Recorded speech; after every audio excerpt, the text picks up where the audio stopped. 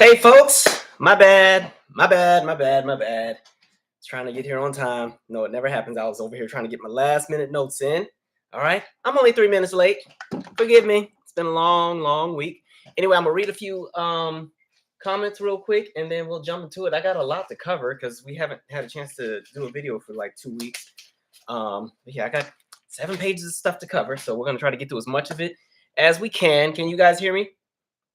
This is just my little test run here. You guys can hear me? I'm assuming you guys can. My mic is on. Everything else is working. Let me move just a little closer just to make sure.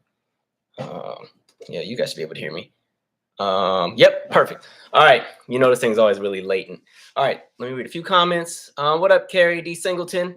Side note, we got to catch up on some other stuff because I'm going to have to come back on your show for something later on. Yeah. Where else were we on? What up, Alan? Sexy Alley Cat. Whose birthday is it? Somebody's birthday? Oh, D Bradford. Hey, what up, D? Happy birthday. She says it's her 51st. Really dope.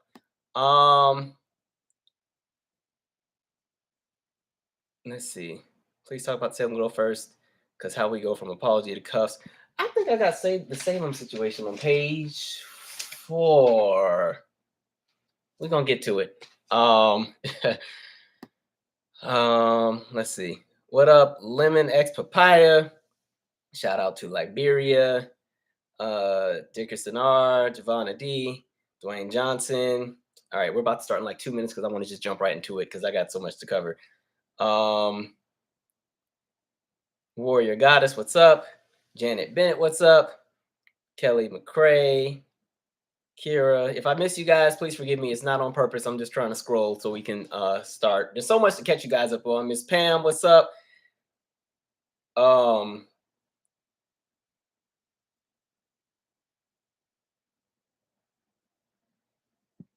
Detail. Felicia Adams, I think I called you already. I can't remember. All right, guys. So just jump right into a few things. I guess some few updates. As you guys know, I've been working on the pullover so I can hit you short film. So that's why I've kind of been a little ghost for most of November and December. We just wrapped shooting on the 12th. There might be one additional scene they may need to add in there for later on. But as far as like the major heavy lifting, we have wrapped all of that. So we spent the last week in LA metropolitan area, shooting and filming. There was a lot of different things that we had to get done. This was the first big project I've executive produced. So I didn't direct this project because like I told you before, the director was Caitlin Shane, who's really, really great. She was amazing. And it's going to be really, really good. The cast is amazing.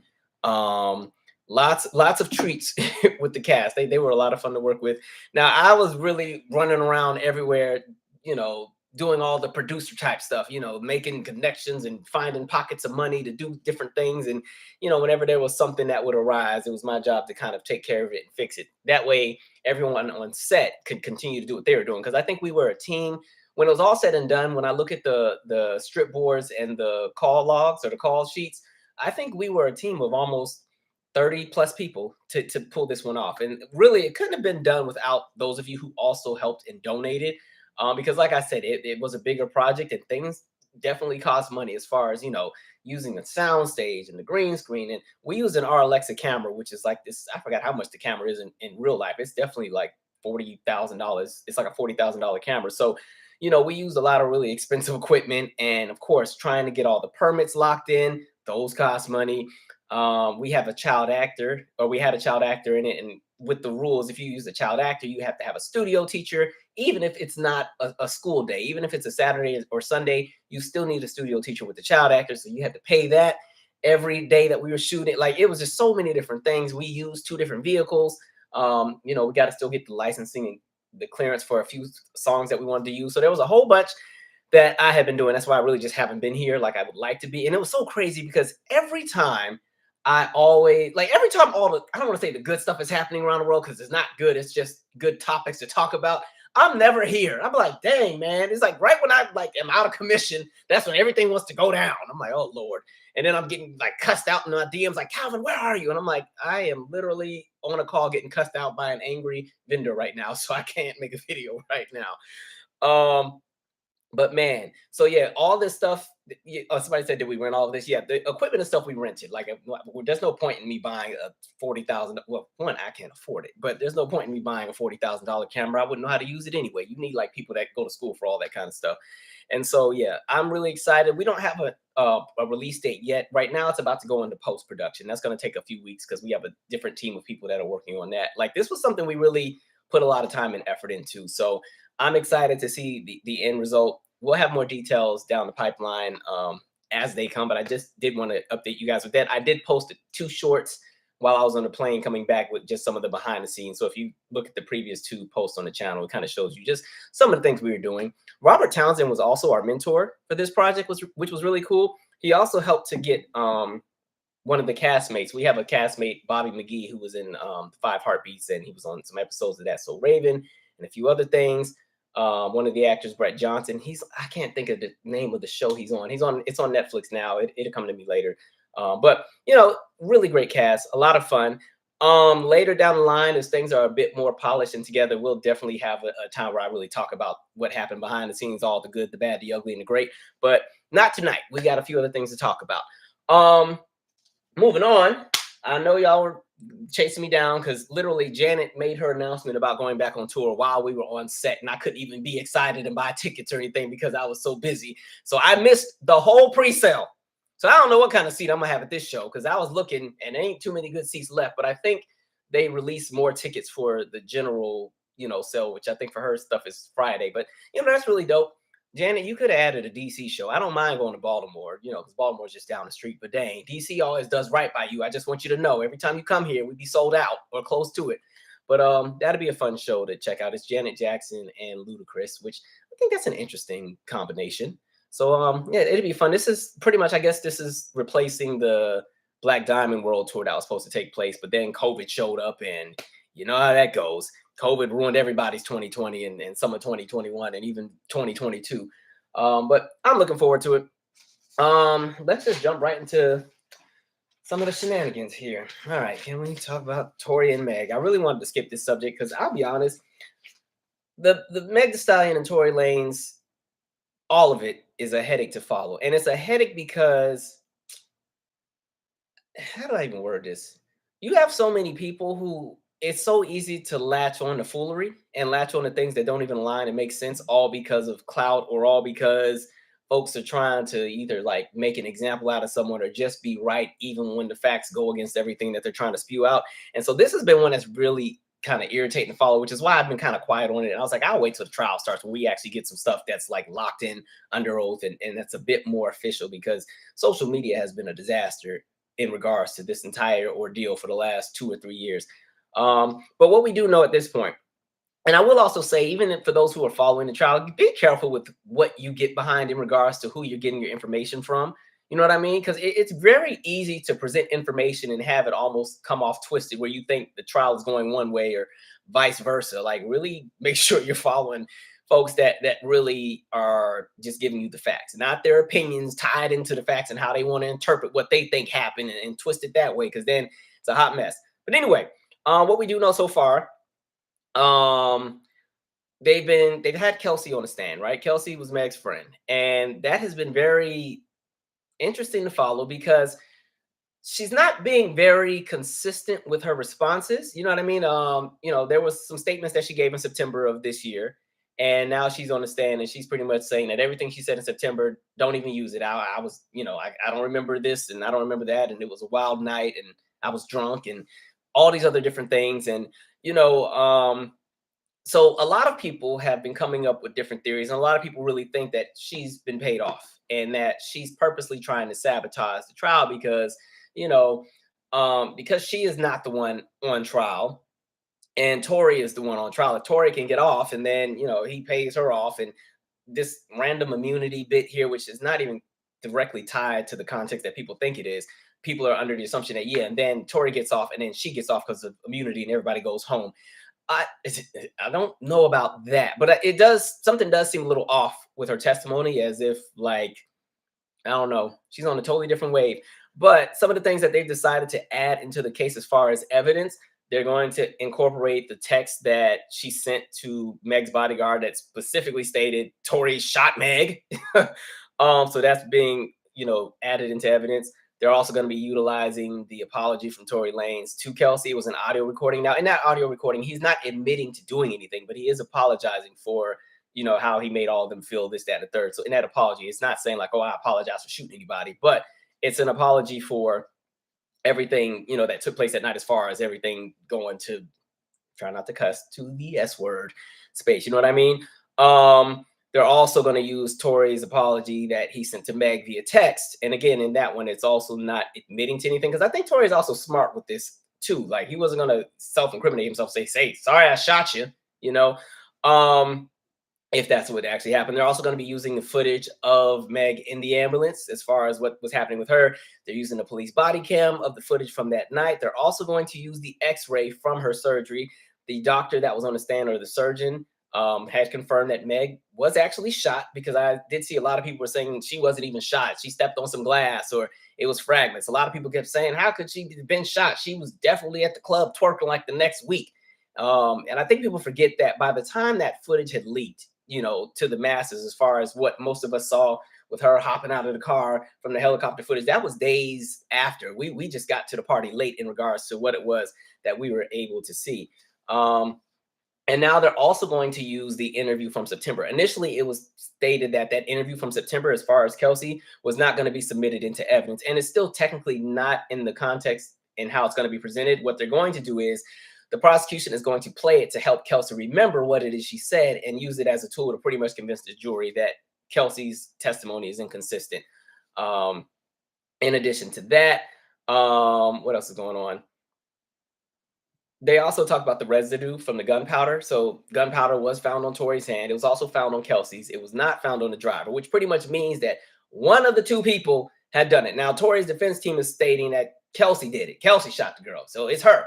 And for me, that doesn't quite align. And I say that because if you're looking at the actions of everybody involved, right? Kelsey and Meg are no longer cordial. They don't get along.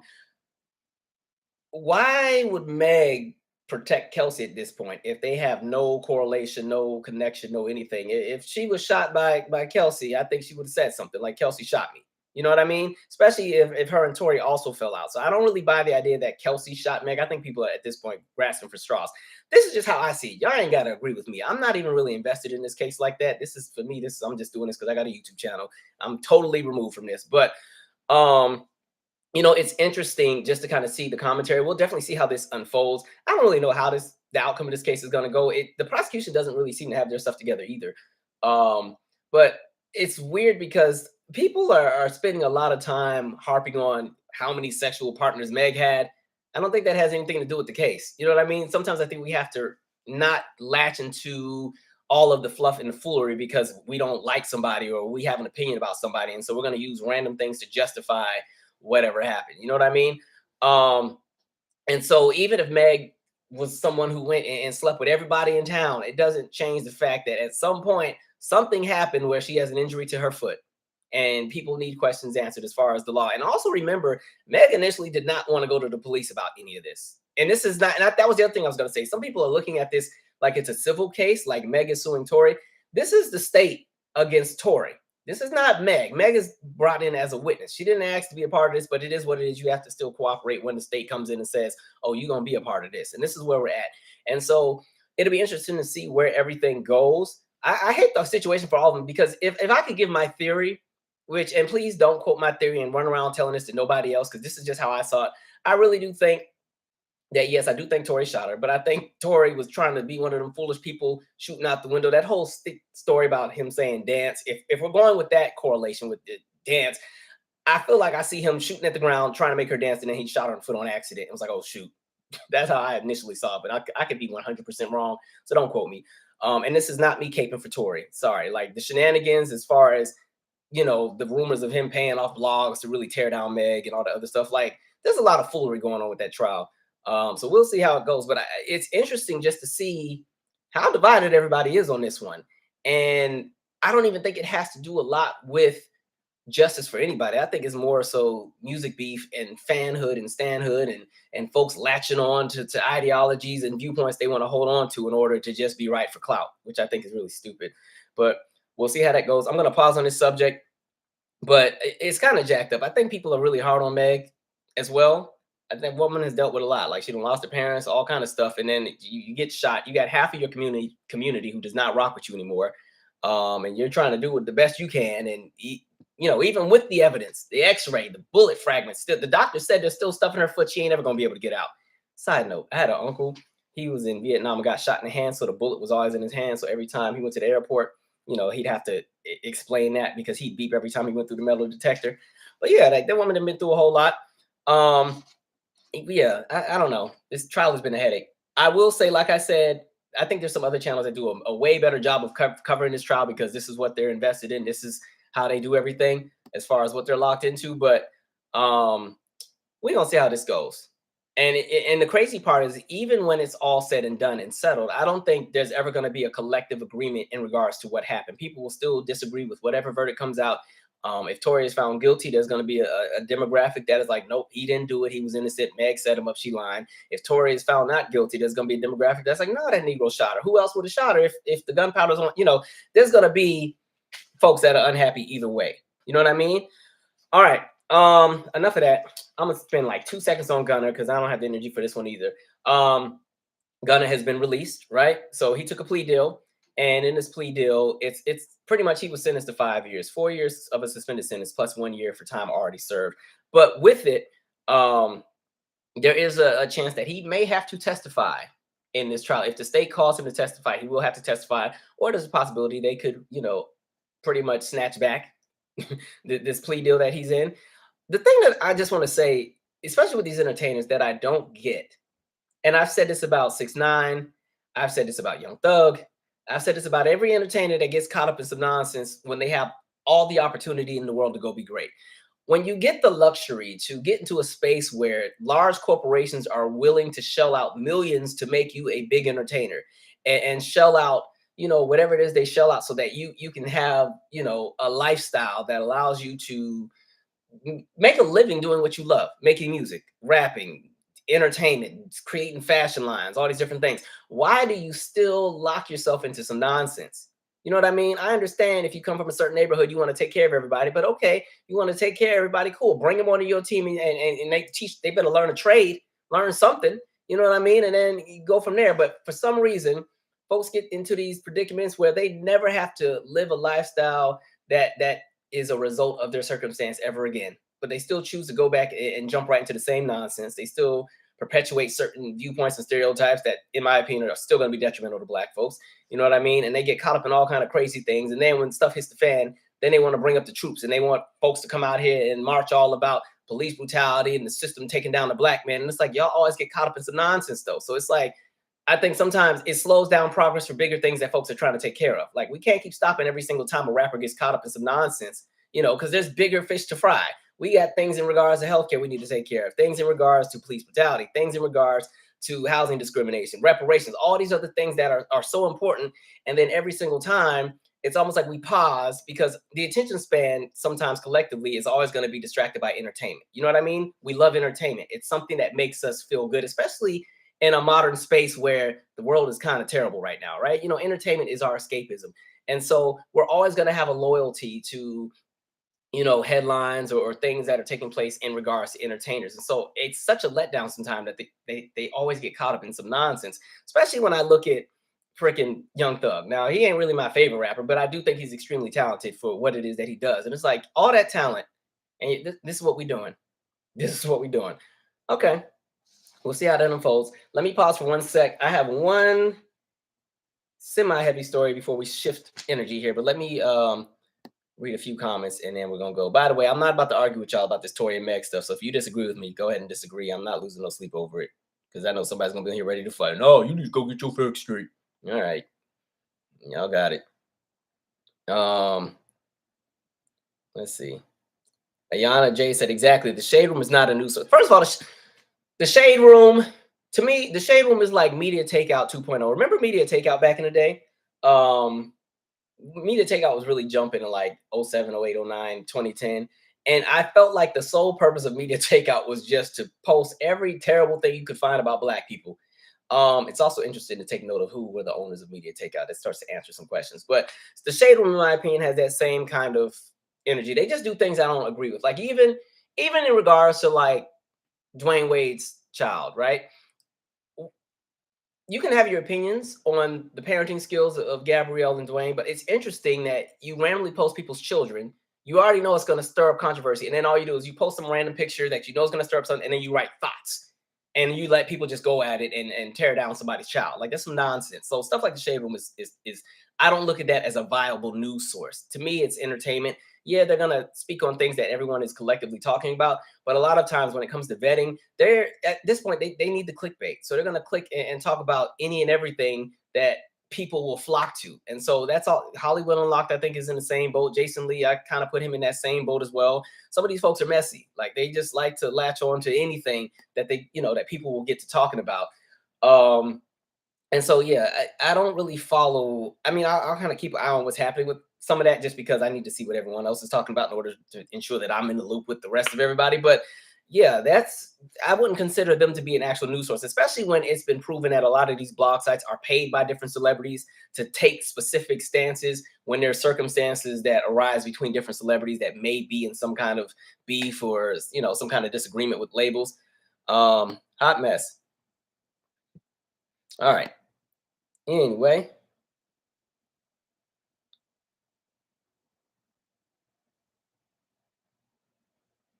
Oh, y'all in here going off. All right. We're gonna keep it going. I do want to talk about something a little bit heavier. I did want to talk about Stephen Twitch boss or DJ Twitch. So I wasn't 100% that familiar with him, to be honest. Like I knew his face because I saw him on Ellen a few times. I didn't watch So You Think You Can Dance Like That, so I don't remember him from being on there. But I saw the news that he unfortunately decided that living on this earth was no longer the best option for him, and so sadly he made that decision to terminate his existence. I'm trying to speak in parables because YouTube be trying to snatch your monetization down when you say certain words. Um, I just want to say this before people judge, because yes, he has children, he has a wife. I think people need to understand that when someone gets to a space where they no longer feel that life is worth it, understand that that's a hard space to get out of. The best analogy I can give, and we've had this conversation a few times, the best analogy that I can give, I had a friend once that attempted to do the same, but they weren't successful. And so we were talking about it years later. I didn't know that this is before I knew them when they had done it. But then years later, they were talking about how it felt. And the best analogy they gave me was like, when you're in that space, it's almost like pretend that you woke up and you were paralyzed from the neck down, right? So the day before you were perfectly fine. You could do all the different things that you always were able to do. You wake up the next day, you're paralyzed from the neck down. And as bad as you want to be able to have usage of your arms, your legs, and do everything like you used to, you just can't. No matter how hard you try, no matter how much you try to think of it, it's highly unlikely that you're going to be able to just snap back into how you see things. That's almost the same kind of parallel for people who are in that space where they feel that life is no longer where it can be. Like they're in a space that they're so down bad that no matter how much they want to feel good again, no matter how much they want to find the joy that was once there, they can't seem to find it. It's kind of like if you've ever been depressed. I haven't really dealt with depression in a long time. I had it for a tiny spell when I was like 21, 22. But I remember, and this is not to make this about me, I'm just making a comparison, but I remember I used to always feel like, okay, well, I'm gonna just go to sleep, and when I wake up, I'll feel a lot better. Because sometimes if you had a bad day, you can take a nap and wake up and feel better. But at least when I was in my depressive state, like I would wake up and feel exactly the same as I did when I went to sleep. And you'd feel like that for days and days and days. It was to the point where, I had like a friend, especially in college, that used to like come in my room and like open my blinds. I'm like, Michael, did you even take a shower today? And I'm like, I don't know. I just want to be in here alone for a while. Like it's a space that is extremely hard to get out of. And so when people always say, okay, well, it's selfish to do that, and this is not me endorsing what has taken place, but it's just trying to give leeway to understand that everybody's struggle is not the same. And no matter how much you think you know somebody, you never know what they're dealing with. Even when people are saying this is why it's important to check on your friends. Yes, it's important to check on your friends. But when somebody is in that space, even a friend can't pull them out of it, because just like I said, they're in a space where it's an internal battle that they have to figure out themselves if they are in a capacity to do so. And so a lot of times when people are there, they're not themselves. I don't want to use the term sick, but I'll use it for this conversation. At that point, they're sick, right? And so sometimes when we're hurt or we're frustrated that somebody has chosen that route, because we're like, how could you do that? You have children, you have people here who love you, blah, blah, blah, blah, blah. We're holding them to the standard as we know them when they're well, when they're not in that space. And that's why a lot of times people get so mad or people get so frustrated. And people forget that when they're in that space where they've decided that's the end, they're not the person you know anymore. They're a person that they don't even know, which is why they're fighting themselves. Think about even like a lot of these athletes who have taken, the choice to end it all, that had CTE, and a lot of them leave notes and they're like, please research my brain, please. Like same kind of thing where you have these athletes who want to get back to how they were before the NFL or college football or whatever from 20 years of being knocked in the head did the damage that it had done, right? They want to get back to where they were, but they're having cognitive issues. They're having memory issues. There's certain things that just aren't connecting. They're having, emotional outbursts. They're extra violent. They're forgetting things. They're all kind of things that were once simple they can't even do anymore. Sometimes their speech is a bit slurred, and as bad as they would like to get to how they used to be, because the thing is, when you've had something and it's taken away, that's the worst feeling in the world. Think about like love. Love is wonderful. Then when you get your heart broken, it's the worst feeling in the world, right? And so, those same people, they're fighting and clawing to get back to what they know, but they're just not in the space to do it. And I think mentally, that's where a lot of people are when they're in that space where they feel that life is no longer worth living. And so it's not something that most of us will ever understand if we've never been in those shoes. And that's how I look at it. If you've never been in those shoes, you're not one to judge. Just keep it to yourself. Yes, it sucks. I think that's going to be tough on the wife. That's tough on the children, because I think for the children, as they get older, they're going to feel like, dang, we weren't enough, huh? Like that's the way that people are going to see it. But understand, everybody's internal journey is a journey that's not for others. It's specifically for them. And so, and you have to think like this man knew what he was doing, right? He left. He purposely didn't drive. He took the time to rent out a motel. He had a weapon. He did, the entire thing. The fact that you still went through the full process of going and getting a reservation at the motel and purposely not driving because you knew you didn't want to, I guess do something that wasn't as you want to do something that was not as routine, I guess. But the fact that you still went and did all that, it just goes to show that in that space, nothing could change or deter him from what he wanted to do. At that point, he was done. And it's a sad outlook, but it goes back to one of the very first videos I ever made on this channel. Tyler Clementi, that was the student at Rutgers who he was closeted, and the roommate kind of suspected that, I think he's on the other team. And so the roommate left the camera in there. And then, of course, Tyler happened to have company one of those days, and he and the company had a great time. And the video, spreads around campus. And so Tyler was like, I can't live anymore. So Tyler literally drove all the way across town, went to the bridge and jumped. You have to think about how much hurt a person is in to not only get in the car, drive to the destination. You have all the time to constantly change your mind and say, no, it's not worth it. But no, you're still locked into it. To drive to this location, park, and then choose to jump off of a bridge. That's a long way down. Like you didn't even go and do a quicker way. Like just think of how much pain somebody's in to make that kind of choice.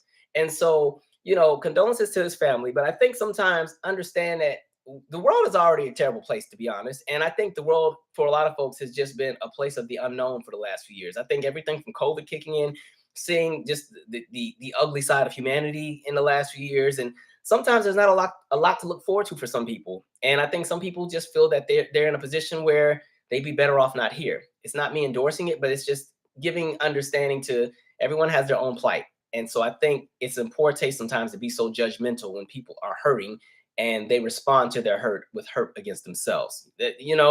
So again, and like I said, everybody's experience is different. Some people can deal with a whole lot, some folks can't. Some folks can get a really, really crappy deck of cards and somehow they press through each and every day. And then there's some folks who haven't even had to deal with much and get one small inconvenience and it's the end of the world. And so just understand that everybody's different and everybody has their own journey.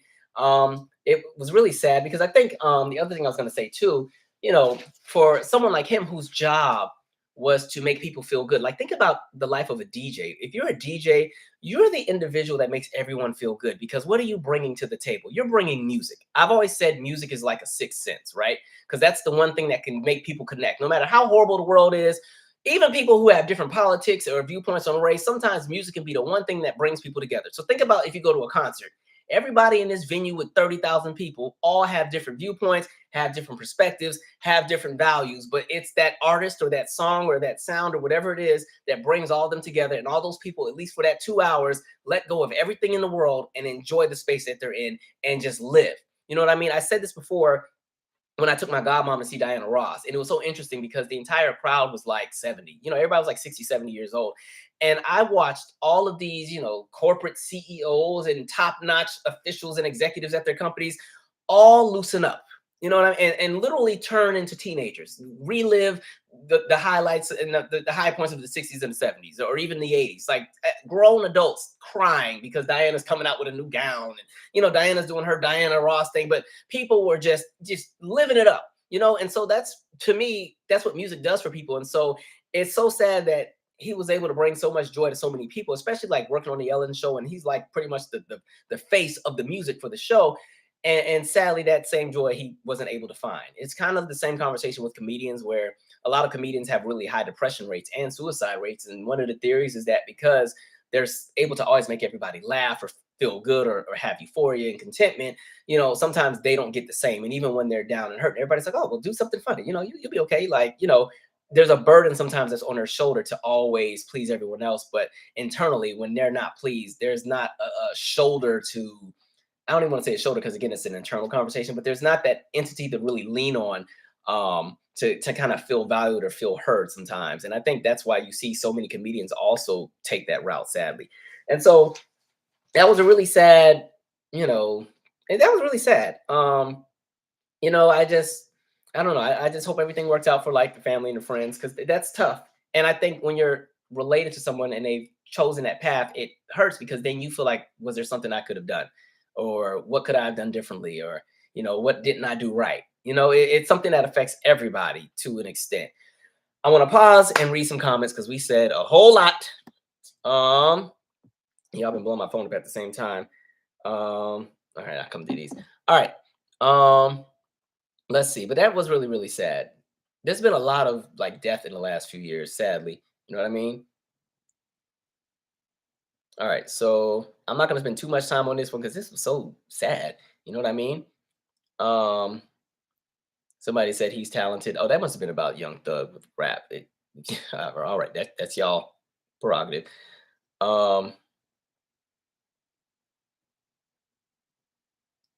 Billy Flood said, "Can we talk about his toxic workplace and mental stress? Let's look at Ellen."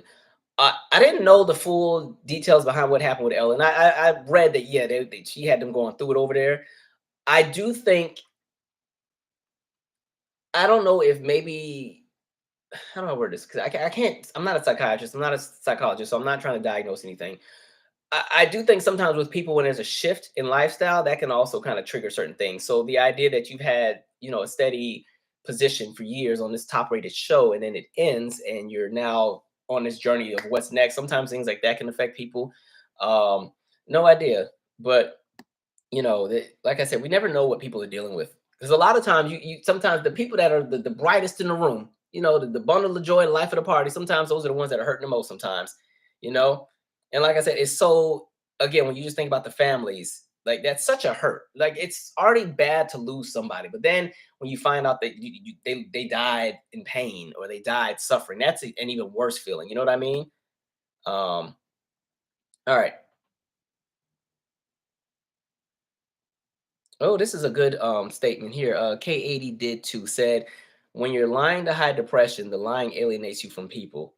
Um, yeah, I don't even know if it's necessarily lying. I think it's just more so trying to kind of present yourself to be fine in turn, like on the outside, while the inside is still battling whatever it's battling. Um, D. Bradford said, Calvin, I understand what you're saying. I was once that person while in my marriage that I was smiling around others, but was so broken, sad, depressed, and didn't know how to be happy to the point. Yeah, I mean, I just think a lot of people deal with a lot, especially now. And not even just now. There's always been things happening, but I think with something shifted when COVID hit, right? I think the world just went through a shift, and the ugly really came out on the humanity aspect, right? And then I think it was also a time where a lot of people did a lot of self-reflection on their life choices, or am I doing, because you start seeing people around you start passing and stuff, you start questioning, like, did I do everything right? Is this what I want to be doing? If I were to look 10 years from now, am I happy? Am I happy in my marriage? Am I happy in my relationships? Could I be a better parent? Could I be a better child? Could I be a better friend? Like, all these different kind of things started taking place with so many people all around the world. And I just think, something was out of whack for a lot of folks, sadly. Billy Flood, this is a great comment as well. People have to remember that the S word that we're talking about in context of the story is not about you. It's about them. I hope his wife and children can hear that. Poison Ivy said, you just want the pain to stop. When I got to that point, I finally understood people addicted to drugs. You just need to stop hurting. Yeah, it's tough. We're over here having like a whole therapy session. I got so many other stories I need to cut some people out about. Van Jones, I can't wait to get to you. All right, I'm going to move on because this was a lot. But yeah, I appreciate all you guys who've been leaving the comments. Ariel said, I saw a post that resonated, but a lot of times people don't want to deal with depressed people, which alienates them more. Or when people start to pull back from friends, people stop hitting them up. Yeah, just so much, right? Shanti said, COVID did make a lot of people reflect on the way their lives were going and the decisions that were made. That definitely made me relook and evaluate a lot of things. That included like career choices and different things. Like, as much as I love working with the kids, I was like, you know what? I've been here for 11 years. This is not the only thing I was supposed to do. This can be one of the things I do, but in addition, what else do I want to do? Right. And so, that was one of the deciding factors when I made the choice to transition. And the cool thing is, like, now that I've made that choice, I still get to work with the kids because I still volunteer there bi-weekly on Thursday. Like, even tomorrow is the Christmas party, so I'll go over there and drop by and hang out with the kids. But I would have never been able to do the short film working at the community center just because there was no way that I could balance that much time. Like, we'll put executive producing an entire short film and like somewhat of one with a budget. You're on a meeting every day, multiple meetings a day, meeting with the director for an hour about this, meeting with your AD about this, meeting with the sound effects crew about this, and then you got to do this, then you got to get an opinion on this, and then we got to do 1,500 rewrites of the script because, again, that specific short film is based on the podcast episode I had. Pull over so I can hit you. That is like a 48-minute podcast episode that we had to chop down into 13 minutes. So imagine how creative you have to be to still get a full story from 45 minutes and bring it into 13, like so many different things. And so, with me getting into a position that gave me more flexibility, I was able to do that. I would have never been able to do it if I was still running the community center. And so now I've just found a way where I can still serve the center in my own capacity, but still do other things. So yeah, I think a lot of people went through different shifts. All right, we're going to move on because I want to get to this. All right, Winston-Salem or Van Jones? Who do we want to go to first? Because somebody's getting dragged either way. Let me take a sip out of this tea real quick. Y'all let me know, Van Jones or Winston-Salem, because somebody's getting dragged. After we just talked all this love and peace and harmony and understanding, we about to switch. All right, Van Jones, let's go straight to him. Now, this was one person I was pressed to get to, but I could not because I wasn't here.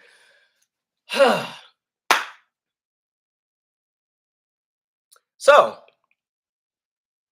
Van Jones was at some event and had his speech, right? And he decided to speak on behalf of all of Black America and apologize on our behalf because he felt that us as Black Americans were not speaking out enough about anti-Semitism and, what's been happening to people in the Jewish community. And somehow we're silent on all of these different things. This goes back to the same arguments I had when people tried to make Black Americans the face of anti-Asian violence, even though the numbers do not add up, right? The numbers don't add up, right? Van Jones, here's my beef.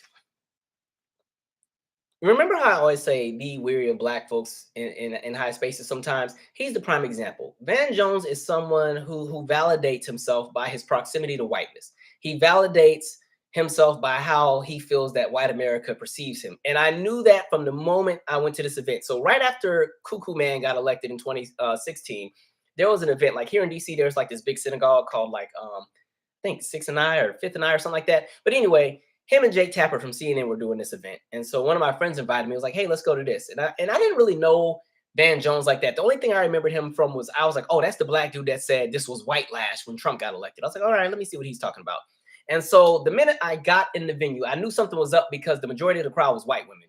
I said, because I didn't know him like that. So I thought this was about to be like some, all the down home community activists. I thought this was about to be some blackety black event. And then I realized it was like 6 black people in a room full of 300 people. I said, oh, okay. And that also includes Van Jones and the cameraman and me. So I'm like, okay. So they start talking, and it was such an interesting event because the women in there, like, again, the majority of the crowd were white women, and they're going to the mic and asking questions and crying because Trump is about to be in office and women's rights are going to be this. And mind you, I'm side-eyeing half of them because I'm still looking at 53%. And I know for sure that half the women in here still voted for Cuckoo Man. So what y'all in here crying for now? Y'all thought this was a game? This was life. This was real. And a lot of y'all made a choice that was detrimental to a lot of folks, all because, again, this is another totally unrelated conversation, but we know how certain demographics vote in regards to ensuring that their household is okay at the expense of other people. And so I'm already side-eyeing, but then Ben Jones says this line where he's like, Black Americans, we needed to understand and listen to the voices of working class white Americans to understand that they were hurting. And we didn't pay attention to that. And we had too much fun when Obama was in office. And all this we stuff, right? Where you get that we from? All this we stuff. And we didn't listen to working class white America and blah, blah, blah, blah, blah. And I'm sitting here, what?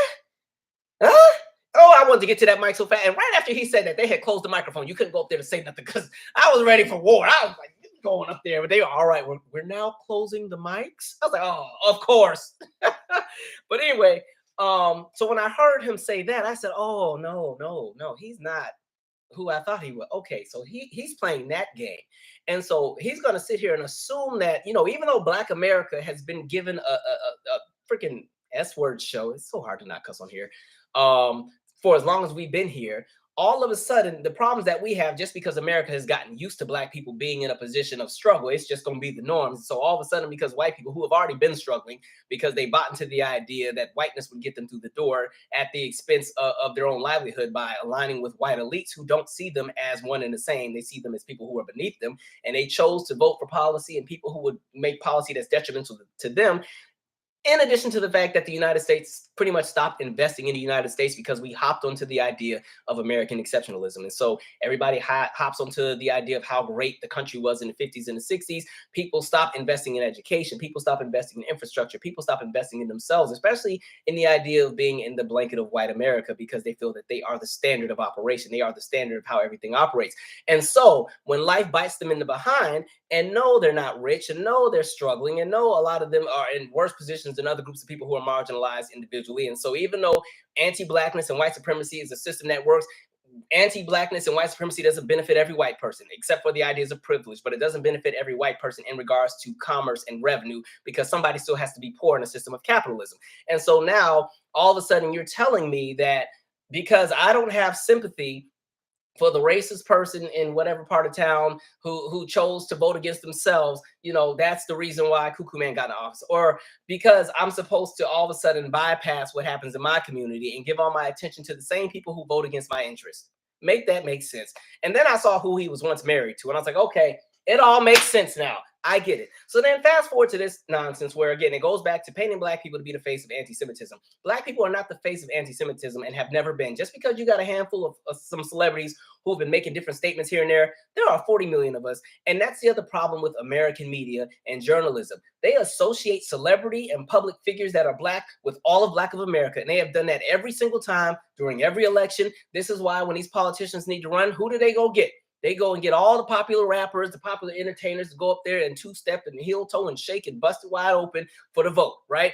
It reminds me of the billionaire that ran for office, but he dropped out. But the day before he dropped out of the election for 2020, he had Juvenile perform, back that thing up. I was just like, you know what? Okay, if y'all say so. But, so we're in a space where celebrity in the United States is painted as the face and the voice of Black America. And that's why when they have these panel discussions about the state of Black America or what can happen, they get celebrities. They never get scholars. They never get community activists. They never get people who are doing the groundwork. They get people who already don't have the range for any kind of conversation. I told y'all that on the last live where I had Smoke for Revolt TV when they had their state of Black America, panel, and they gonna have T.I. on the panel. What's T.I. up there for? For what?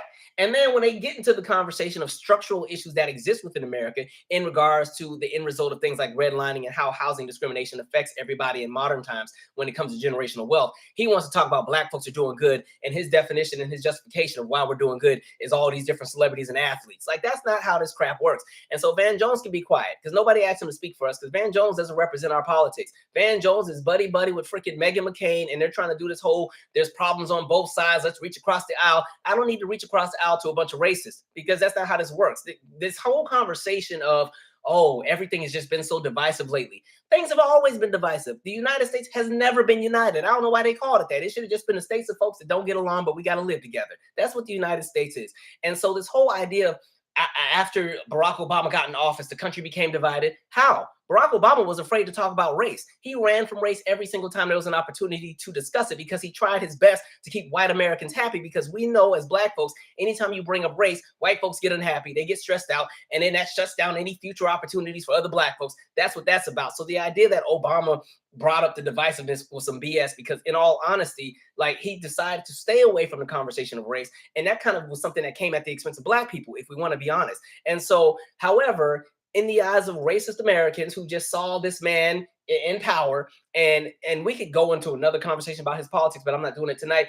To them, that was too much. That was divisive. Even though the one thing that he may have said that had any coordination to say, okay, yeah, this is a black man talking about the black experience, was when he said that if he had a son, he'd look like Trayvon Martin. That was like the one time he was in our corner on those kind of issues, because he always tried to be America's president and not make anybody uncomfortable. And that's the challenge that black Americans always have to deal with, is there is never anybody to stand up and get into these positions and really back black America. There's always an exception that got to be there. We got your back, but it's not the time for this conversation. We have to have this conversation a little bit later. Oh, it's not, it's not appropriate right now. No, this isn't the venue for it. Next time. And then when it's election season, then you want us to run out here and come out in droves every single time. Even with the past midterms, how they're like, oh, black America, we really need black America. Why? And it sucks, because black America, unfortunately, has to vote for this nonsense, because half the time we're voting, like I said on the last time, we're voting from a defensive standard or a standpoint. We're not voting because we're getting the things we want. We're voting because we're trying to stop whatever next lunatic person from making things even worse, right? We can't sit around and let a Marjorie Taylor Greene come and try to run into our district. Thank God she ain't in any of ours. But, we just can't sit back and let that continue to play. Because, again, when America doesn't do well, black folks do even worse. And so Van Jones can be quiet. He doesn't have the range for the conversation. And I don't even know why you would associate us with that nonsense. And it's not our burden to go and fight everybody else's fight. So I'm sorry, the Jewish community has enough resources to put their foot down and regulate and handle things the way that they need to. But for some reason, every single time there's a marginalized group of people, they come to black folks, and we're supposed to be the folks that go fix everybody else's problem. But nobody ever fights for us, 10 toes down. They'll fight for us with a few exceptions until we start getting a little too radical. Then we start scaring people. You know what I mean? Think of how the world went through a shift. 2020 takes place. You have everything happen with George Floyd. You have everything happen with Breonna Taylor. You have everything happen with the Amy Cooper lying on that black man about, with the birds and everything. All these moments. You see America come out in droves. Yeah, we got to fight, and Black Lives this, and I donated BLM, all this stuff, and all companies. Yeah, we're going to donate 20 million to this, and social justice. That became a term. Social justice. We're going to donate to social justice. And we're going to donate to this. And NFL. Oh, inspire change. And this company's doing that. And then we fast forward to 2022, 2023. All of that went out the window, right? Those conversations are dead. Most of these companies did not adjust their bottom line to donate to any kind of social justice, anything, right? Some of the same people who were out on the front lines talking about police brutality are like, all right, we did enough, right? The officer took a knee, so let's celebrate. And yeah, we got a painting in the street that says Black Lives Matter, so all is good. So y'all need to move on. It's time to move on now, because now we need to fight for everybody else, and you guys need to fight for them. Y'all need to lead the charge, right? And so that's where we're at. And like with Van Jones, a clown every single time. He goes wherever the wind blows, right? And so for me, Van Jones, his sole purpose is getting closer proximity to whiteness, closer proximity into those spaces, because that's what he values. He does not value his own collective. And so he will do whatever he needs to do to climb at the expense of his own community. And that's what he did by trying to paint us to be the face of anti-Semitism. Listen, the handful of celebrities that had whatever it is that they had to say, that doesn't even represent the majority of Black America. And again, it goes back to the idea that people look at Black America as just one big monolith who all think the same, and we don't know how to do anything. even when you listen to how they talk about us in the media, when they talk about black voters, when they talk about black constituents, they always talk about us like we slow, like we don't see what's happening. We know what's up. We know exactly what's happening. And so it's just so interesting. So here he got, I apologize on behalf of Black America. When the last time you've been at anything black? First of all, I don't see you at any of these black symposiums. I don't see you with any of these organizations, minus the one you have with Meghan McCain, which is not anything towards the progression of black people collectively. So sit down and be quiet. Even when he goes and presents, his voice even changes depending on what room he's in. His voice gets a little softer and a little bit more, polished to ensure that everyone feels safe around me because I'm one of the good ones. Get out of here. Freaking clown. Sometimes I wish some of these people would see these videos and reach out so I can drag them in real time. Like I would love to be on like IG Live, just going toe to toe, like gah, gah, gah, gah, gah. But I can't. But no, Van Jones is a clown. Don't speak on me on my behalf ever again, ever. Especially when you was up there crying because Joe Biden got elected. Please, crying because he felt like that saved America. It didn't. Like I'm not gonna lie, I was happy that Cuckoo Man was out of there. But like I've said since day one, Joe Biden is business as usual. He to me represents all the other presidents. They have a job. Their job is to make sure that the country doesn't fall apart. That's what they all do. And so we're not going to sit here and act like any person who is currently elected in office is some kind of revolutionary being that's going to make it so Black Americans can finally have liberation and prosperity. It's not going to be a thing. You know what I mean? Anyway, I'm gonna read some comments and then we're gonna keep it going. Ran up my blood pressure. All right, I said a lot.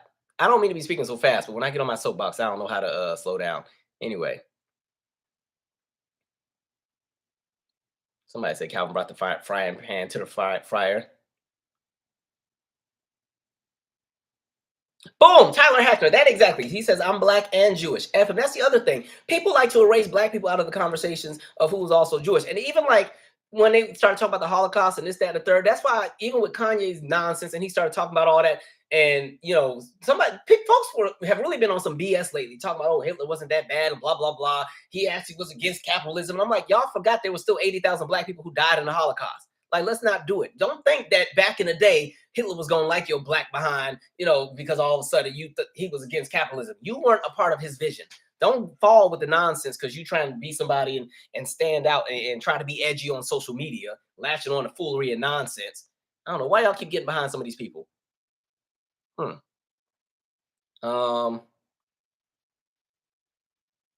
forgot about that. Who's that? Dang it, they scrolled. Confessions of where's it at? Jaded Optimist. That $100 million Jeff Bezos gave him went to his head. I forgot about that. See, that explains a whole lot. Money talks. All right. He ain't about to mess up the money. He living good. All right. He gonna say whatever y'all need him to say. How high you want me to jump? Right. Listen, I could predict it's not gonna happen, but in the event that there was a candidate who ran for public office who really and please let me also make this clear. Most candidates that would be deemed revolutionary or deemed a candidate that was really about the progression of Black America, and especially in conversations of reparations and things like that, yes, that's going to be their main point of what it is they're fighting for, but they're also going to still ensure that the livelihood of the everyday people would still be somewhat okay. But understand that if there was ever a candidate that was deemed too radical to run for office, as far as like a Black American running for office, like, oh, he's too radical. I don't like the word radical, but he was deemed too radical for white America. I can guarantee you they're going to bring Van Jones on there to justify why that person would be too radical and why they're not a good candidate, why they would be divisive. I can guarantee you he'd be the front runner. He'd be the first person they would go and grab, right? First person.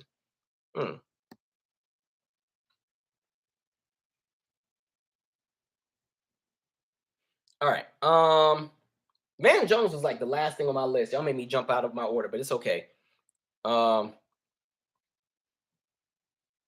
Billy Flood said exactly, and more of the white women voted for Trump in the second time. Second time, first time was 53%. I think the second was either 55 or 57. They said even more. Give us more.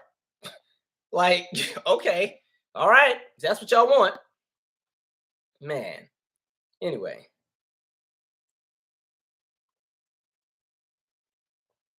I'm gonna keep going.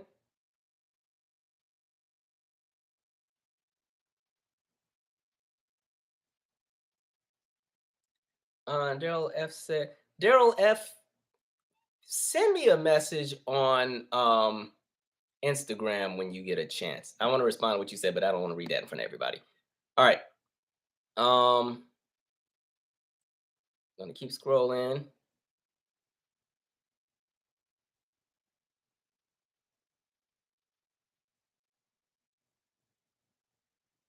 Yes, follow the money. Exactly. All right, I'm gonna keep going. I keep saying that, and then I don't. Um, it'll never be the right time for them. That's exactly right, Dame Perry. That's exactly the same thing. Um, Billy Flood, Black Americans always have to walk such a tightrope when we get into these positions every single time. That's why I was so mad when they tried to make us the face of the whole anti-Asian hate thing. And I'm like, see, and what's interesting with that, Black Americans have an absolute right to have a critique against those in the Asian community who have opened businesses in Black communities and treated the residents terribly. That is not the same as having hate towards anybody or going and attacking. That's not collectively, the numbers don't match. The numbers are not there. That's white America, right?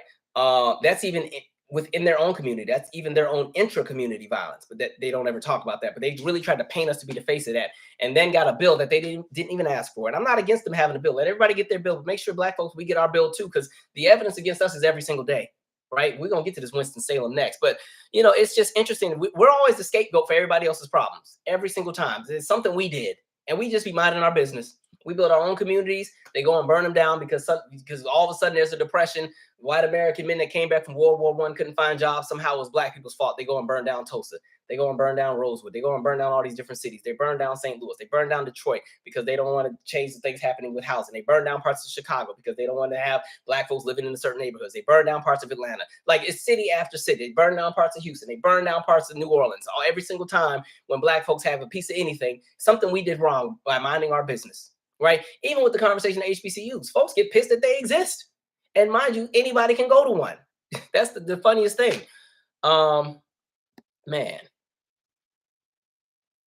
All right. Okay, I have to keep going because I want to get to the next part. Let me get to oh, this is a great question. K80 did too. Calvin, what do you think about the California reparations plan? I have been following that. I will say the figure that I just read, they were saying that the cap would be 225,000. I don't think it's enough. Sorry. And then that would specifically be for people who also endured housing discrimination between 1933 and 1970-ish. That ain't enough. Sorry, 225 is great, but I think Black Americans deserve more. Sorry, there are trillions that are owed. Now, I understand that this is specifically California.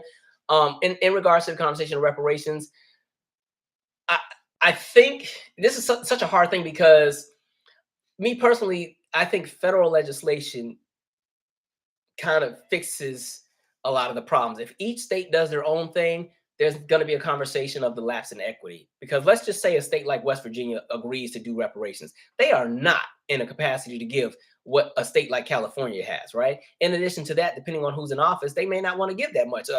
A state like West Virginia might be like, all right, we'll give them 5,000. That should be more than enough to fix 400 years of your oppression and housing discrimination and sharecropping and Jim Crow and the Nadir period and the Black codes and convict leasing and everything else that happened. That should be more than enough. And being left out of the GI Bill and being left out of the New Deal and the housing discrimination and even the lapses in healthcare. You guys realize one of the reasons why we pay for healthcare was because they purposely didn't want Black folks to have it. I'm going to side note real quick. So there was this guy named Frederick Hoffman, right? And Frederick Hoffman was a statistician from Prudential Insurance, which still exists today, right?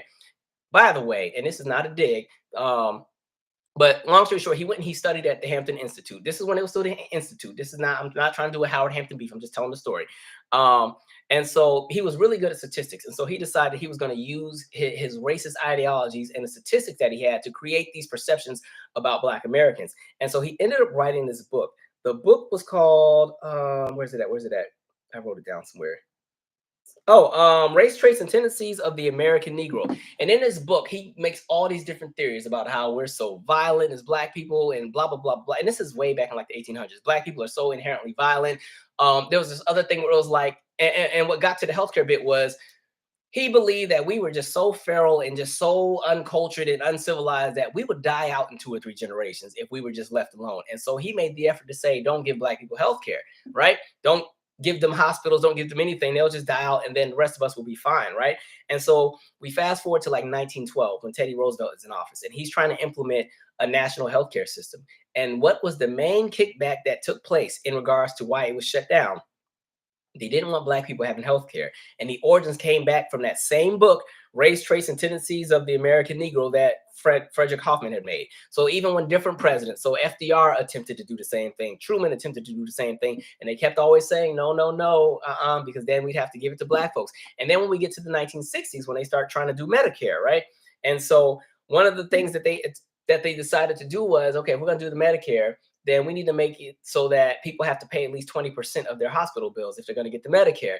And who does that affect? That tends to affect poor Black people, because when we go back to the 1960s, when you're talking about the generational wealth that already didn't exist the same way it doesn't exist now, you had a lot of poor Black Americans who were not going to be in a capacity to go to any kind of hospitals. And so they would stay away from doctors and everything because it's too much of a financial burden. So even the way that our healthcare system is shaped is rooted in anti-Blackness. That's how deep this crap goes. So, I don't even know what I was talking about. I got on my soapbox and shifted into something else. But yeah, just understand, reparations. There's layers upon layers upon layers of things that Black people need to be made whole for. So 225,000 sounds nice. But I still don't even think that fixes a lot of things. Because if you think of a student from California who goes to college out of state, they go to they go to University of Texas or something, right? They come back with out of state tuition. Now they got about $180,000 worth of debt. And then say they decide to go to law school, right? And they go to law school, they don't get a full ride. That quickly, all of that reparations money is already gone. So they're not even technically made whole from the lineage that they were left out of in regards to residual wealth from different generations. So I don't know if that technically works. But I mean, it's a start. I'm just happy somebody's doing something. But I think there's a bigger figure that's there. Like when I was looking at the research, if we're basing this on what corporations were able to make off the labor of Black Americans, and that's coming from slavery, that's coming from convict leasing. And understand, we've talked about this before. For a lot of folks, convict leasing was even more deadly than slavery, because at least in the conversation of slavery, slave owners didn't really want to kill their slaves, because I don't like using the term slaves, but for the context of this conversation, those who owned the people who were enslaved, they did not like to kill those individuals because they needed their labor. However, and again, because they also paid for these people. But with convict leasing, as long as the state or the city continued to arrest people, there would always be new people that would be under new contract for, convict leasing. And so they could kill whoever if they weren't doing whatever, because the replacement would be there the next day. And so the average lifespan of somebody who was in the convict leasing system was less than 7 years. Which is way shorter than people who were enslaved. And so we've just dealt with so much. So there are so many things to make right on. And had America done right years ago, when slavery first ended, we would have had to have this conversation had you gave reparations then. But instead, you gave reparations to the people who own people because of what they lost when they had to finally work for their own livelihood. And so there was so much, guilt for their experience that slave owners got money. People got richer after slavery. Like a mess. Make it make sense. All right. I want 3 million to start with. All right. Winston-Salem, let's jump to it. So there's been a clip that's been out where it shows a Black student, this Black woman, young lady, who gets arrested in class. And it's because the teacher pretty much called the police because she wanted the student to apologize. The teacher at some point yelled at the student. The student clapped back. Now, mind you, this is a white woman yelling at a Black student at an HBCU.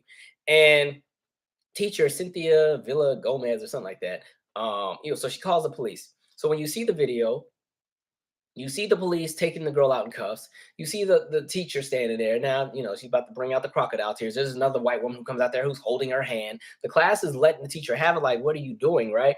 And I'm trying to think what else happens. The police did not read the student her memorandum rights. I'm like, okay, Fifth Amendment, y'all need to make sure y'all paying attention to the laws here. She had to ask them 3 times before they read it to her, and that was after they had already taken her to the car. And so there's been a whole lot of backlash in regards to this specific video, because the question becomes, how is it that you're so threatened that a student expressed himself to you that you called the police, right?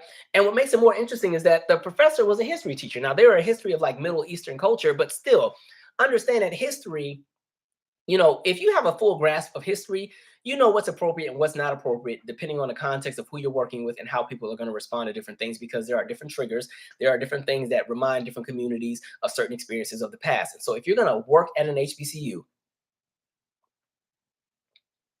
how dare you have the nerve to call the police on a student who one you snapped at, and you got pissed because you didn't like that she clapped back. You thought that because you were in an authoritative position that you were just going to be able to push your weight and that was going to be the end of it. No, first of all, these kids are not a bunch of punks. Like, and that's kind of one of the critiques I do have with HBCUs. Like, I came from an HBCU, but understand, and I've said this before, HBCUs are two components. There is the education, which I think is amazing, and there's the education and the heart of the campus. The heart of the campus to me is the life that the students bring to it, and the life that it exists from the different experiences, whether it's the music and the bands and the culture and the fashion and the lingo and the food and the conversations and people sitting out on the yard in the spring and flying kites and having picnics and finding love or their future wives or their future husbands or their lifelong friend. All of that's one aspect.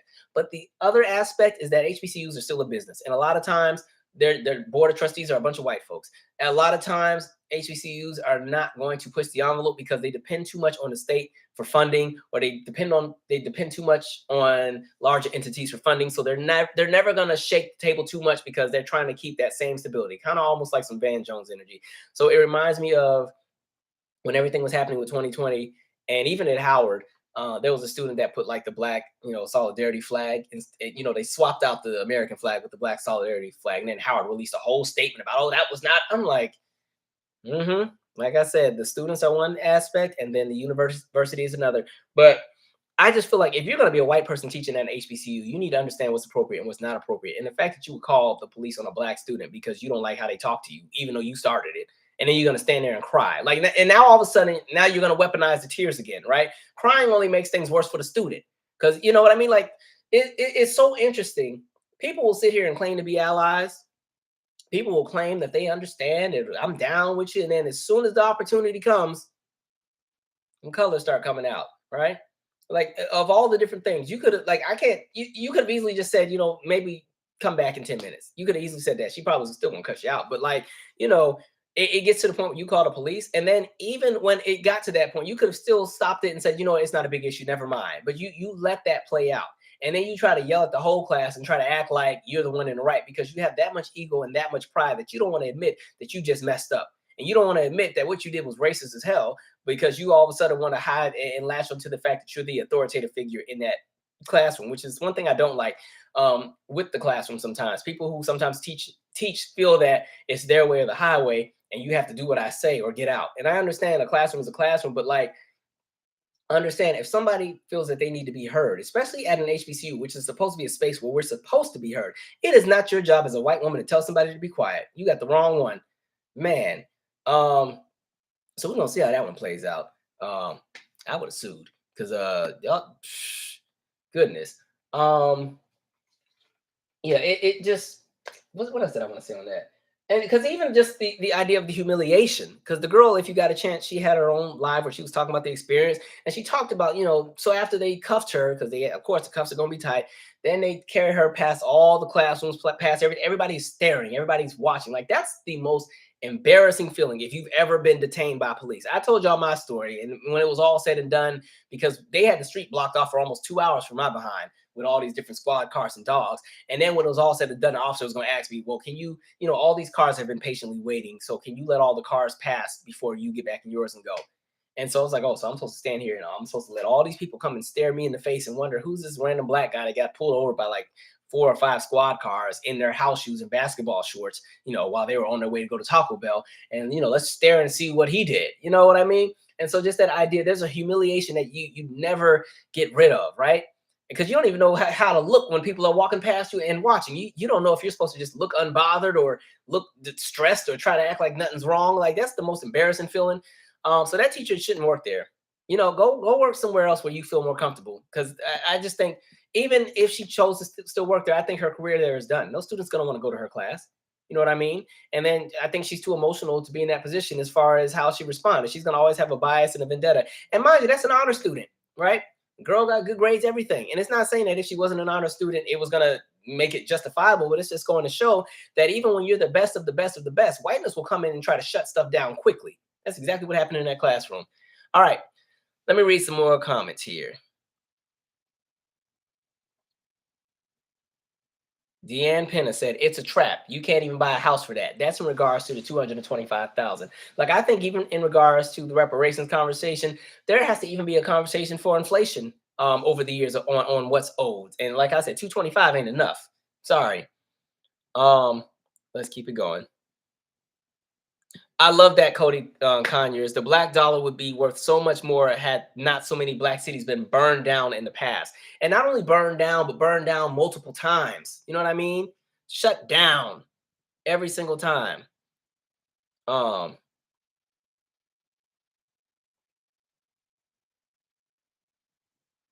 um,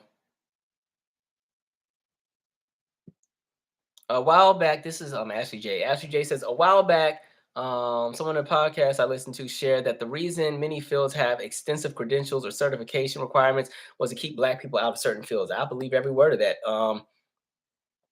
Let's see. Natasha said, eliminate FBI, COINTELPRO, and algorithm, racial bias, AI, etc. And even in the conversation of reparations, even when you talk about COINTELPRO and the fact that every black movement aimed at bettering the lives of black Americans was always shut down. But then the government would still borrow the idea. So like when we talk about the free lunch program, that's something the Black Panthers started. So yeah, they'll go and infiltrate the Black Panthers and plant drugs and get all of them, fight each other and fall apart. But we're going to steal the idea of the free lunch just for Reagan to chop it down when he gets in office. Tell people they just need to work a little bit harder. Confessions of a Jaded Optimist. Most of those people are dead from between 1930 and 1970. Or if they're not dead, they're a lot elderly. And then, and my question with that is, can it be passed to the next generation? Because that's really why you have a conversation of reparations. It's because of the generational wealth that accumulates. So when white folks are always like, oh, I wasn't around for slavery, I had nothing to do with it, blah, blah, blah, blah. Or people who immigrate from different countries are like, oh, well, I wasn't even here. At the end of the day, right? Especially, like I told y'all one time, this person from Portugal was from Portugal trying to fight me about this. And I'm like, you're from Portugal. Your country alone snatched up 5.8 million people. Okay, y'all were the largest, traders of those who were enslaved. So even though you technically didn't do it, the country you come from literally is the face of that. They brought almost half of the people who were brought across the Atlantic came from, businesses that were out of Portugal. But anyway, it's a conversation of the generational wealth that's built as each generation does something. So think about it. Like that's how we got into the space of corporations and larger companies. That's why a lot of black businesses, sadly, they're never able to jump to that next layer of success, because again, when we talk about corporation, is not the word I'm trying to use. What is the word I want to use? Dang. Industry. That's what I want. Understand, because black people had been left out of so much, or denied by the banks, or ideas were stolen from, or they couldn't get patents, or their patents were stolen. Black folks never collectively got the opportunity to transition into industry for mom and pop. So a lot of our businesses are still mom and pop, or they're like online catalogs, and a select amount of our businesses make it to industry. When I say industry, that means now they have a bigger pool of resources where they can have larger distribution. They got these big giant factories, and these factories start to open in multiple locations, sometimes multiple locations all across the world, and they start getting these big boards, and they get to the point where they eventually go on to become publicly traded on the stock market and so on and so forth. A lot of black businesses never got the luxury to have that, because they were always shut down and stopped, or ideas were stolen. And at the same time, on the other parallel, white businesses were able to build, especially a lot of our insurance companies, our banks, the rail stations. Like a lot of these things came from the wealth that came from slavery. And so the money that was made during slavery allowed a lot of these small corporations or small businesses to turn into industry, and then turn into corporation, and then turn into entire entities and everything like that. And so that's why when we talk about reparations, it's not just about who was there, because it's not making that generation whole, because that generation is no longer here, but it's showing that because of what happened with that generation, it has affected the following generations that came. And this is why this generation is that. This is why we have the conversations we have about the wealth gap.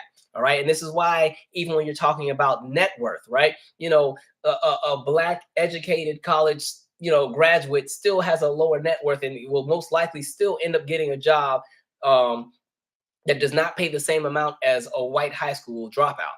You know what I mean? A white high school dropout a lot of times has a higher net worth than an educated black person. That's where we're at in the United States. Um, Lord, I've been saying a lot tonight. Voice already trying to go out. All right. Oh,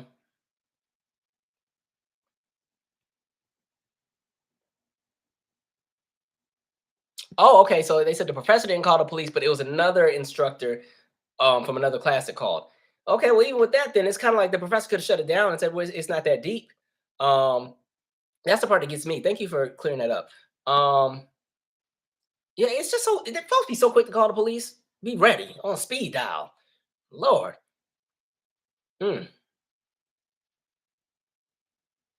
Somebody said, "Who funds HBCUs? What part does the institution play?" It depends on what HBCU it is. Some HB, and I want to clear this up too because I've had to light some people up about this because we talked about this before.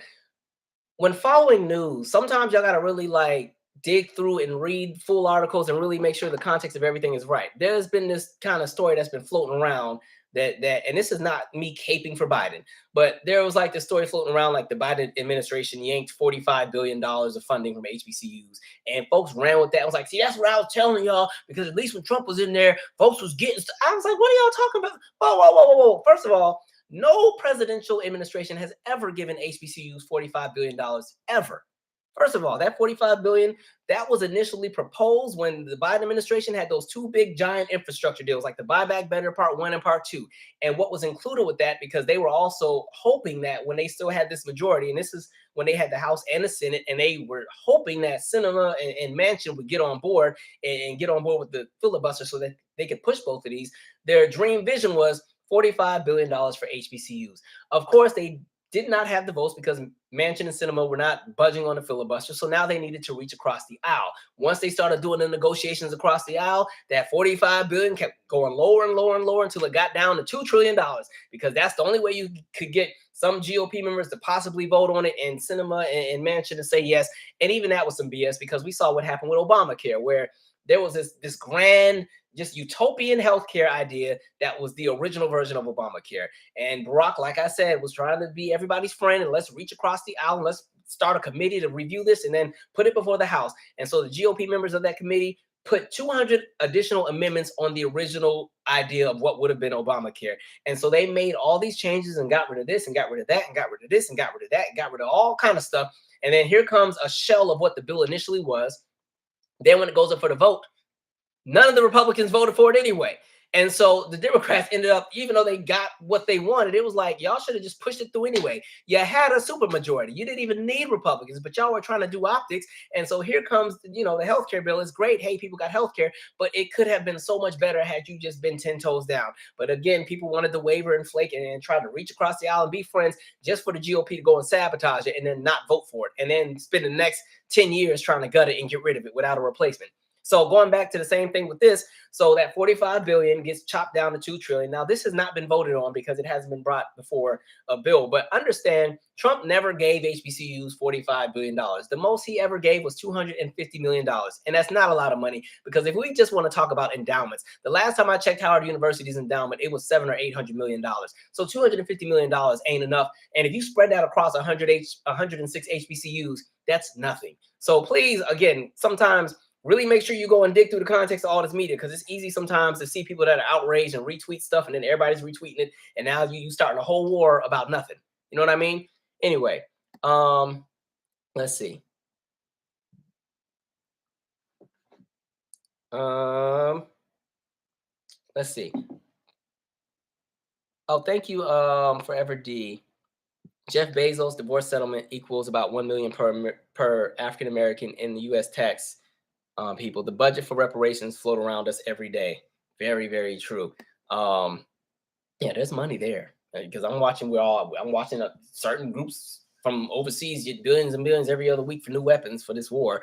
Man, Cody Conyers, I hate how some black people are always looking for a reason to ride the Trump train. Like I said before, You can have your critiques of Democrats, but that shouldn't be an endorsement of the nonsense that the other side is doing. And it's not saying you have to be one or the other, because multiple things can be true at once. I can give everybody smoke, and I can also see when something may possibly work. But I think we're in this space where a lot of folks are obsessed with the idea of individualism, and folks want to stand out and appear to be smarter than everybody else. And so they latch on to anything that sound abstract and sound like they're deeper than the next person. This is why we got people saying that Harriet Tubman wasn't a real person and that the Atlantic slave trade never happened. And there's all these different random things that have been popping up over the last few years because folks are going out here and starting movements without the research, and they are literally ignoring all the documents that are right there. Things that are right there. The information is right there, and they go and they start platforms, and they put a little music behind it, put a little picture, and make your report, and people will buy into it, and now you got a movement. So it's so easy for people to get locked into things, and I don't fault people for falling for foolery, because again, America has lied to us so many times, and everybody recognizes that something ain't right in the water when it comes to history. And so people are looking for answers. And so sadly, some people unfortunately hop on the wrong trains. But it is what it is. Let's see.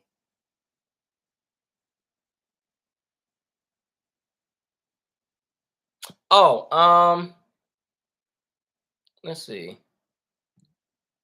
You said from 45 billion to 2 trillion. Boom, boom, boom. Oh,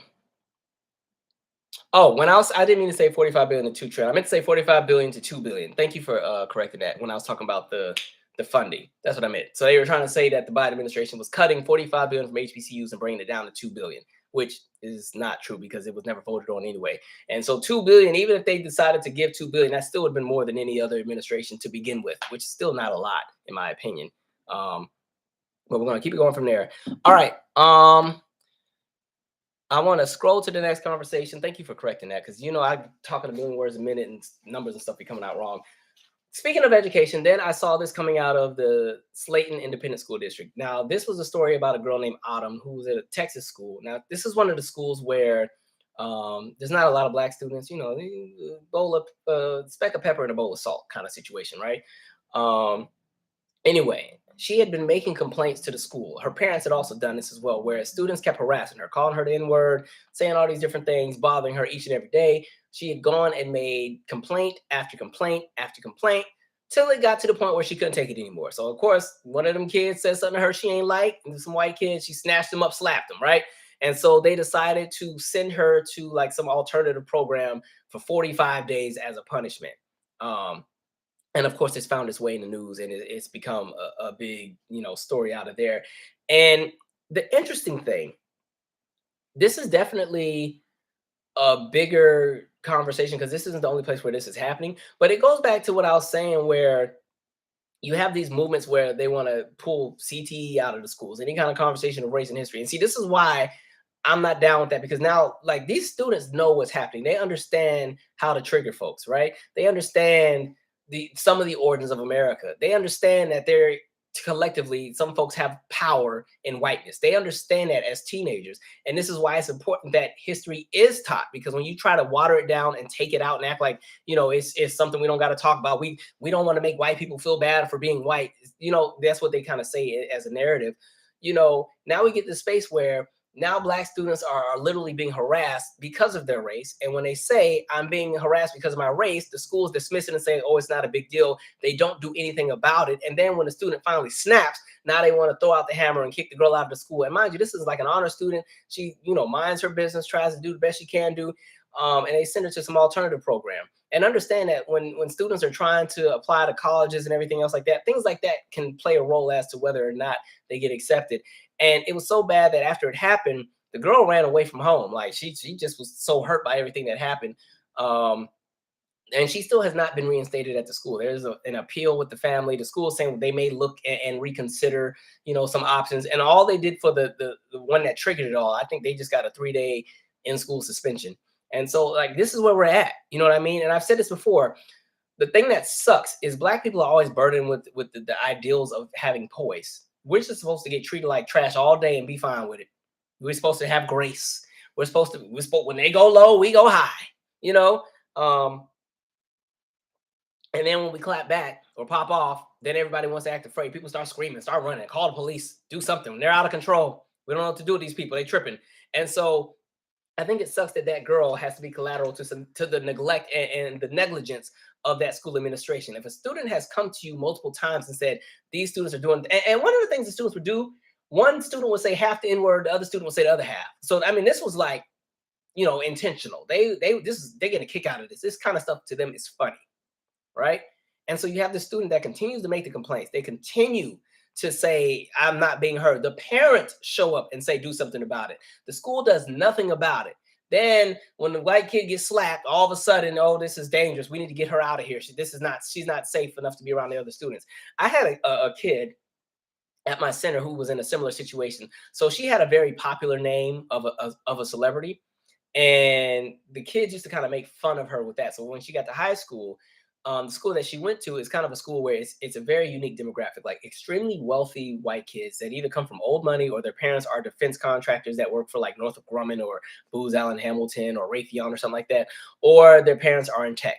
And then there's another demographic of families that are like Black immigrant families that don't have a lot of money. Like sometimes people always assume if people migrate from places like, Nigeria or Jamaica, that people come here rich. Not everybody comes here rich from some of those countries. And so there's a pocket of a demographic of West Africans and people from the Caribbean that don't have a lot of money. Then there's a pocket of like a middle class Black American demographic. And then there's a pocket of like working class Latino American. So it's a whole bunch of different mixes. And so there's a lot of culture clash. So anyway, these kids kept harassing the girl about her name, right? Kept bothering her, kept bothering her. She complained.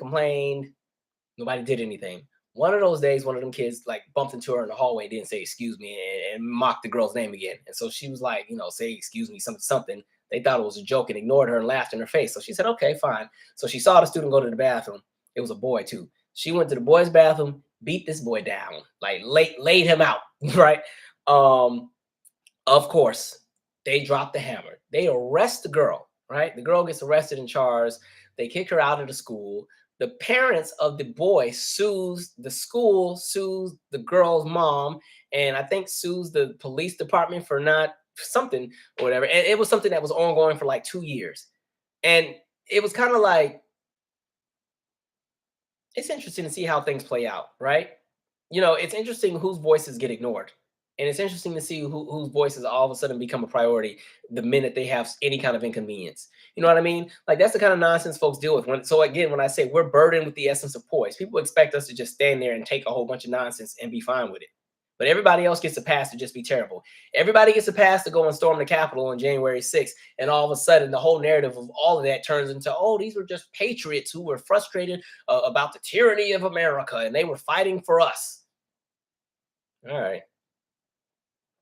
And why are people dead? Make it make sense. I mean, folks be thinking we stupid. Anyway, let me read some comments here.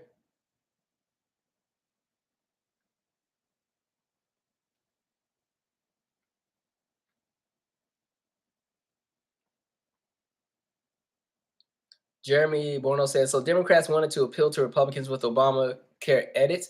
What they were trying to do was they were trying to look like we're trying to unify, because of course once Barack got in there, now the conversation of race is stirred up. Everybody's afraid that the country's going to get divided. And so the idea, because remember when Obama got elected, Democrats had a super majority. They had 60 plus votes in the Senate. They had a majority in the House. They were good to go. They didn't need Republicans for anything. They could have gotten anything they wanted to get done, at that point in time. The administration wanted to paint the picture of we're all American, we're in this together, because you got to remember there was a lot of animosity when that man got in there, especially coming from white America. They were not having it. Like who thought? And then even with white women, a lot of them were pissed because Hillary was who they wanted to be in there. He wasn't supposed to be in there. Who the heck is that? And so they were trying to find their ways to ensure that all the American voices could be heard because we are all one people. And so, yeah, let's reach across the aisle. We're going to make a committee. And at the same time, remember, we're still coming out of the recession. And so a lot of the critique from the other side was this is stupid because, we're in a recession. The economy can't sustain something like this, blah, blah, blah, blah, blah. And so that's why let's reach across the aisle. We'll have this committee work together. And so when they came and presented to, the floor of the House and the Senate, like this is what the committee came that they're going to vote on. They had stripped down the bill so much that, what we have now is what was there. Well, actually, we have even less because remember the Trump administration, there was some things that got stripped under his administration as well. And then when it was time to vote, nobody on the GOP side voted for it anyway. So the Democrats could have honestly just came and showed up with the original version and it would still went through. But lesson learned. What up, Amel? Um, Somebody said, "Who the F is saying Harriet Tubman ain't real?" I'm not gonna say who that person is because that person really has a following of like 200,000 people, and it has me ripping my hair out every time I look at it like that. I don't get the purpose of what you're intending to do because if anything, the work that that individual does, it kind of what it would do is seam rip any claims around things like reparations and stuff. Like you're in the way.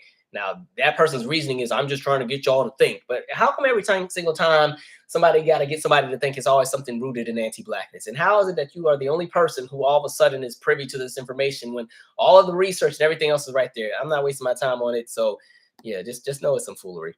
Um,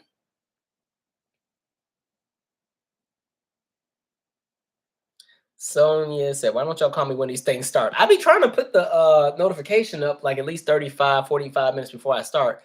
But oh well. All right, I want to keep going. I have a few more topics.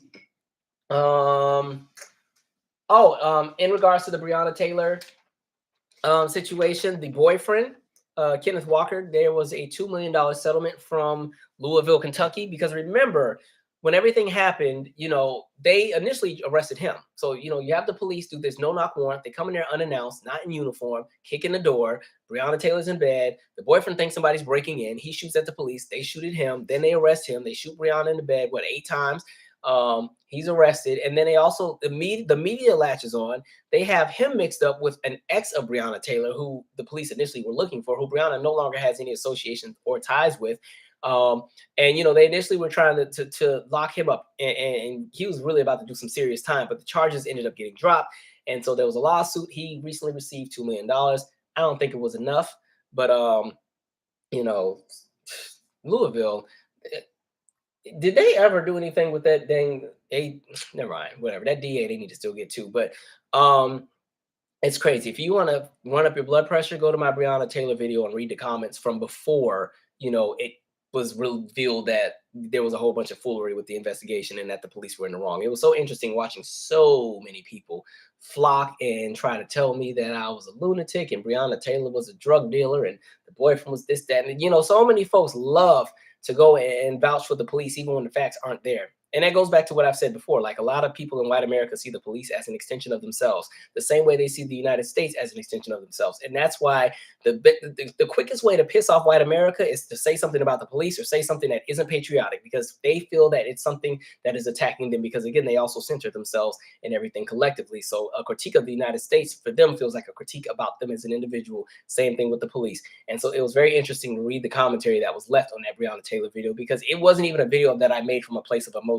I pretty much brought an entire video out about facts and numbers because I really wanted to harp on the arguments that people make about black on black crime and all that other stuff. And I said, okay, if we want to have that conversation, let's have it. And so I brought out some numbers, like some serious numbers. And so folks bypassed all of that. Was like, well, she's still guilty or whatever crazy nonsense they said. So interesting. All right. Somebody said, because the police are full of their brothers, fathers, uncles, and sons, daughters, and sisters, all of them. Yep. Somebody said, if you're black, you're guilty until proven innocent, but no amount of proof will prove innocence. Julian said, I do not want to imagine reading those comments. The delusion is hell. Like any video about police brutality, I only read the comments on those on like day one because I know it's y'all looking at it. After day two, I know the general public has found the video. I'm not about to subject myself to being called the N-word and a monkey and a coon for 500 comments. I ain't about to sit through that all day. Okay, I think that is all of the heavy stuff. So we can get to the lighter topic. Oh, one more topic. I didn't get to talk about Deion Sanders. This won't be long. People were asking me my 2 cents about, Deion Sanders and leaving Jackson State and going over to Colorado. I'll say this.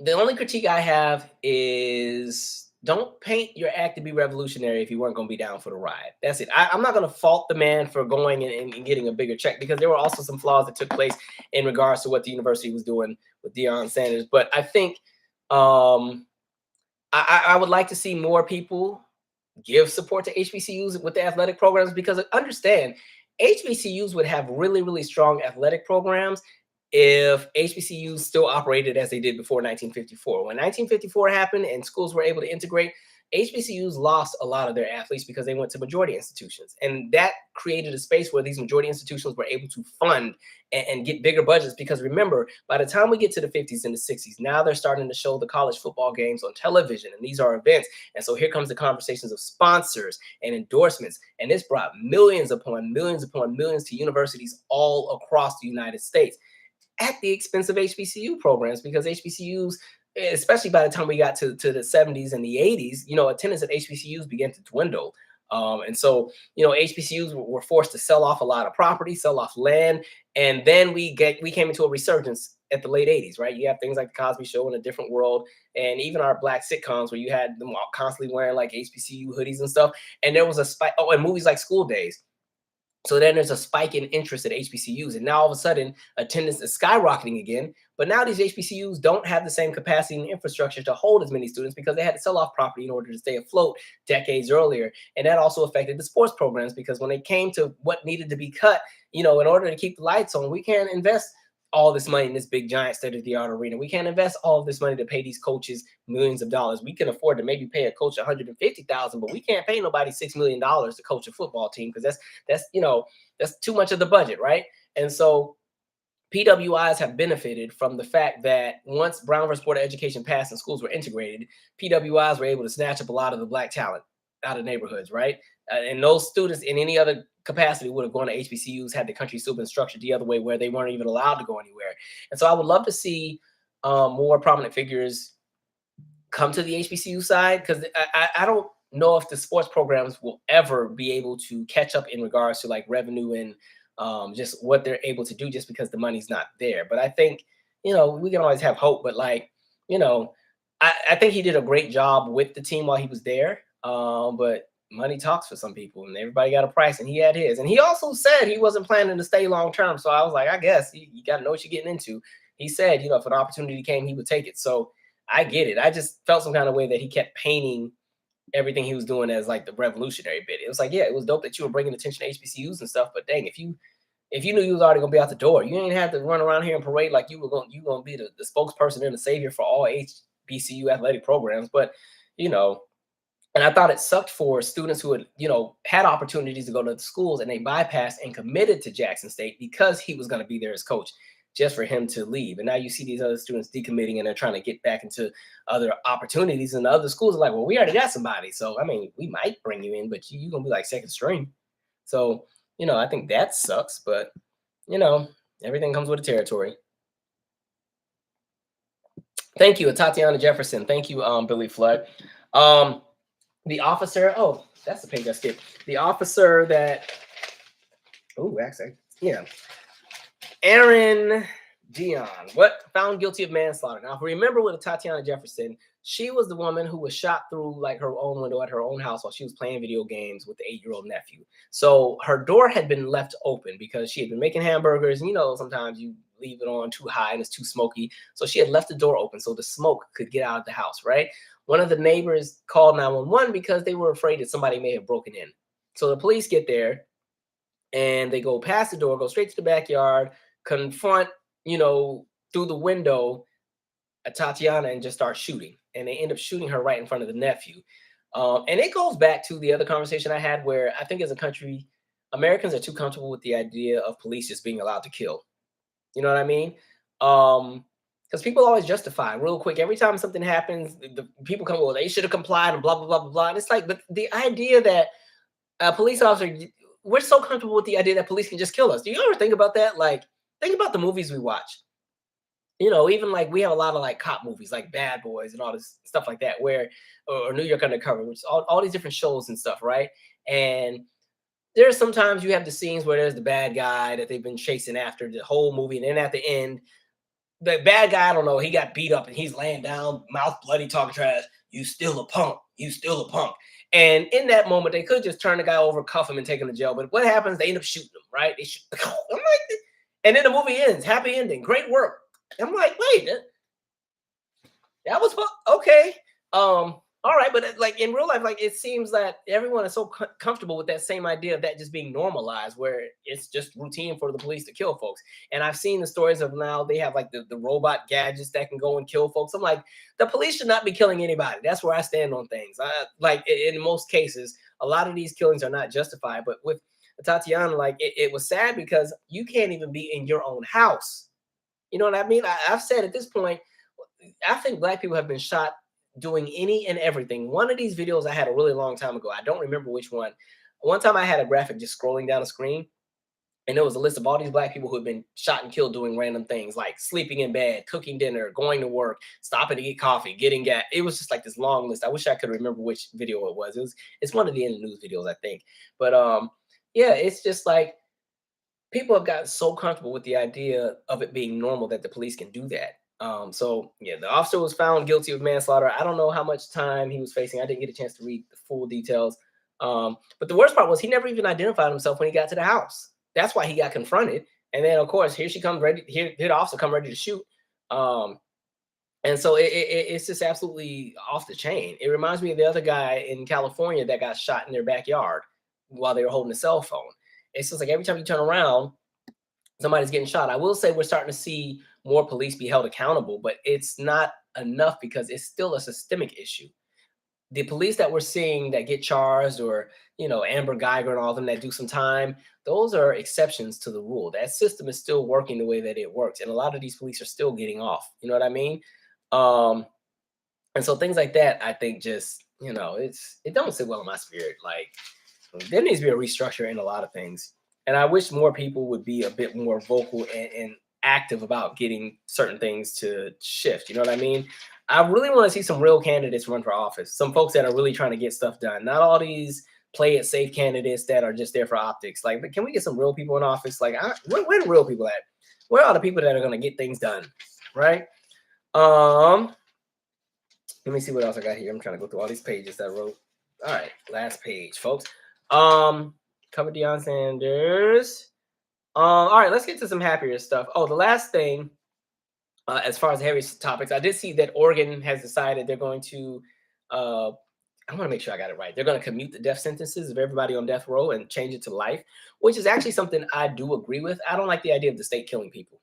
I don't. I don't like that idea either.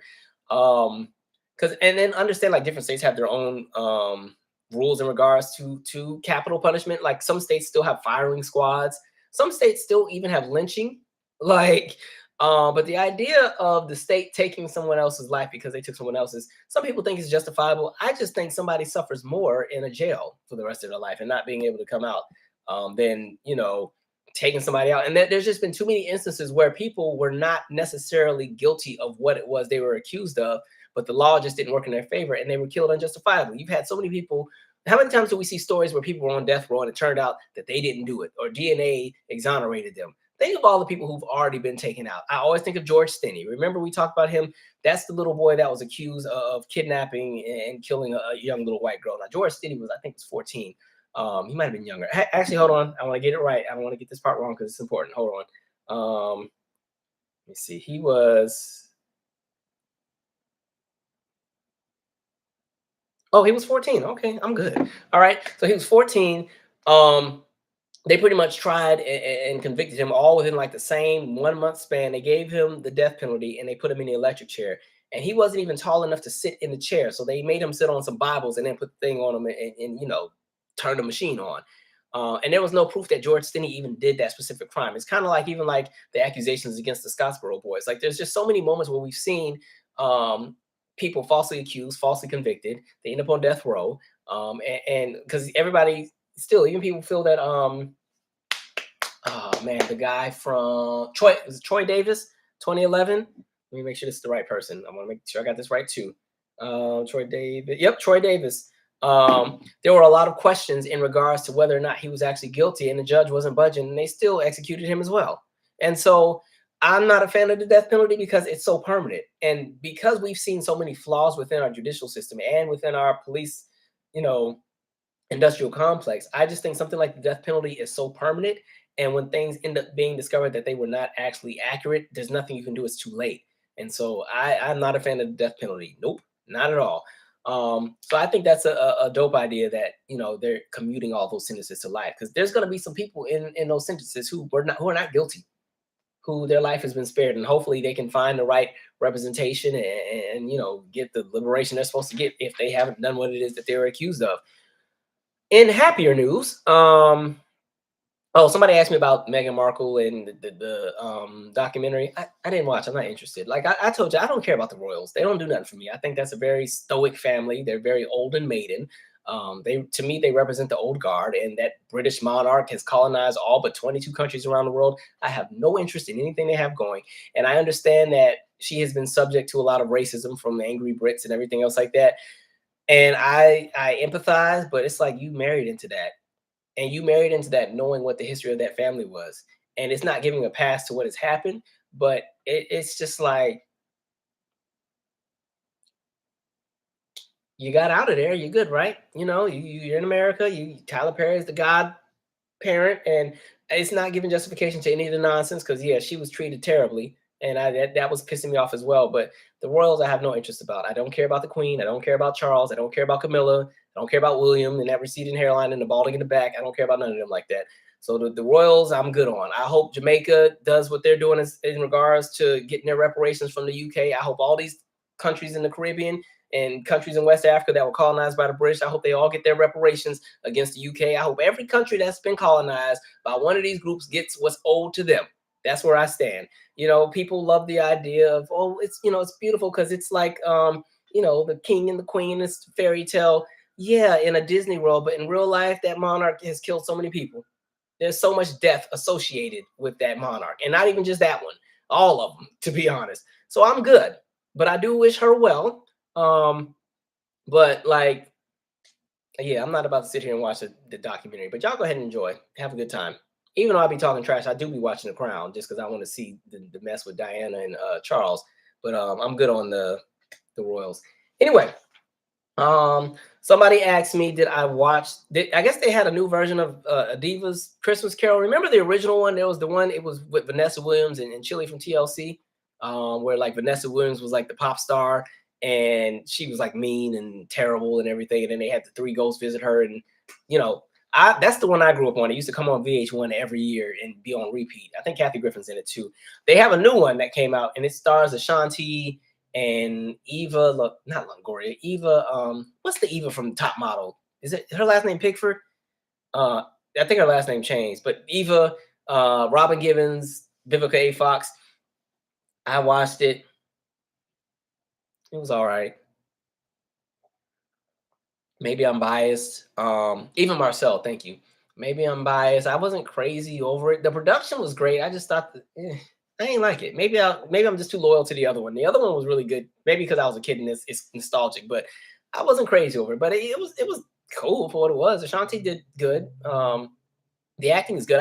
I wasn't crazy over the script. Maybe I gotta watch it again. I also that was also the night I got back from LA, so I might have just been tired. So I'm sure they'll play it a million other times, and maybe I'll watch it again, get a different opinion. I don't know. I didn't like the music in it either. Like the music just wasn't slapping the way I wanted it to slap. Like the original one, Vanessa Williams, even though those songs were made up, that little Heartquake song had some crankage to it. I was like, this is kind of dope. But yeah, that one didn't do anything for me. Let's see. Oh, I think we talked about Whitney Houston already. I know there's the movie coming out on the 23rd. I've decided that I will review the movie, so I'm gonna find some time to go see it.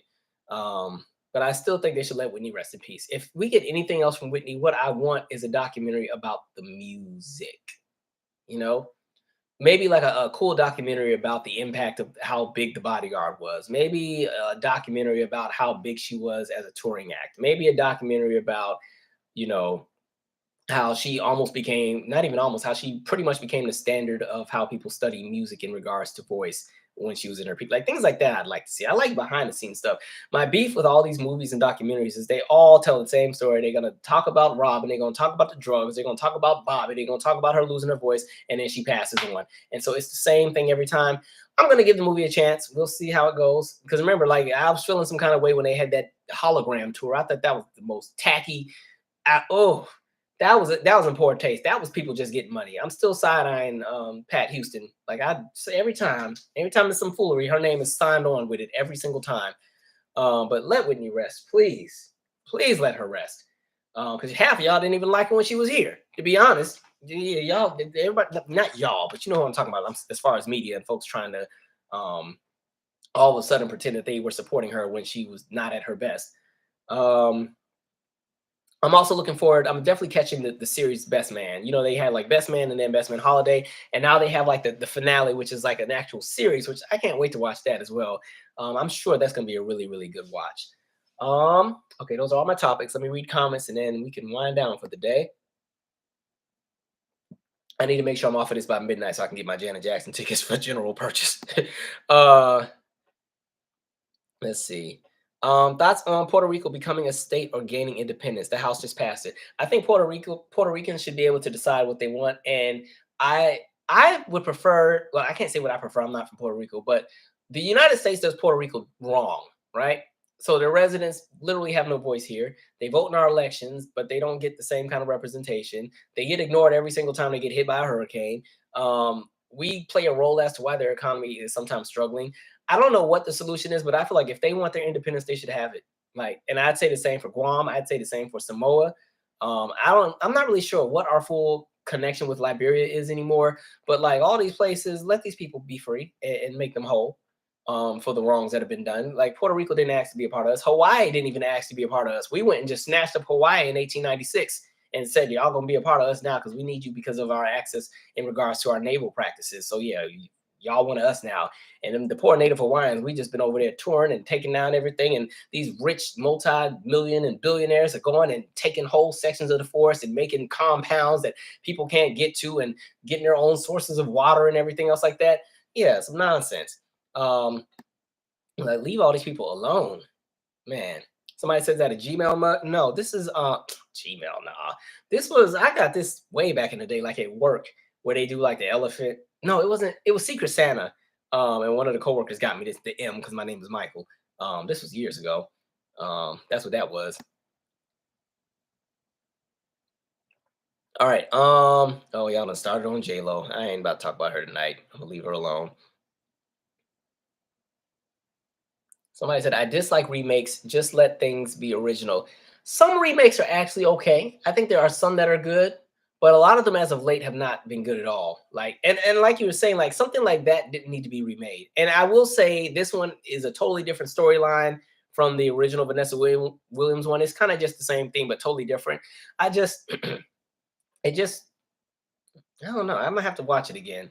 I was like, oh, okay, we trying. I mean, it came together towards the end, but I wasn't moved, you know. Um,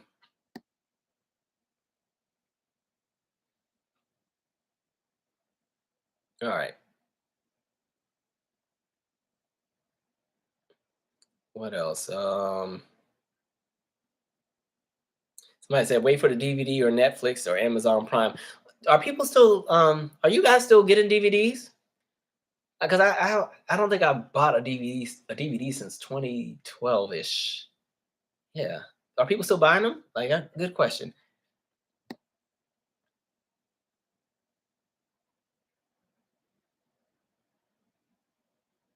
Um Exactly. They said Puerto Rico gets paper towels to clean up disasters. That clip of Orange Man tossing them paper towels like he was a football player to the people. And remember, the power grid was all screwed. Now, I will say the Biden administration is, I think they are doing something to remedy the power grid situation. But the fact that that island was out of power for weeks and nobody was moving with a sense of urgency, I was like, nah, that's crazy. It was like they were getting the same treatment New Orleans got during Katrina. Oh no, I'm not. Somebody said, "Why you got to make that face about DVDs?" I'm not even frying nobody up. I just randomly thought about it. Like, dang, I haven't bought a DVD since 2012. It kind of just was something that slipped me. So yeah, that's not me being shady. DVDs are still. I think I got a DVD player in here. No, actually, no. I left. I gave it to the center. I don't have one anymore. But I do have a few DVDs. I got like five. Um, man, I don't play CDs anymore. Well, if I play CDs, I play them in my car.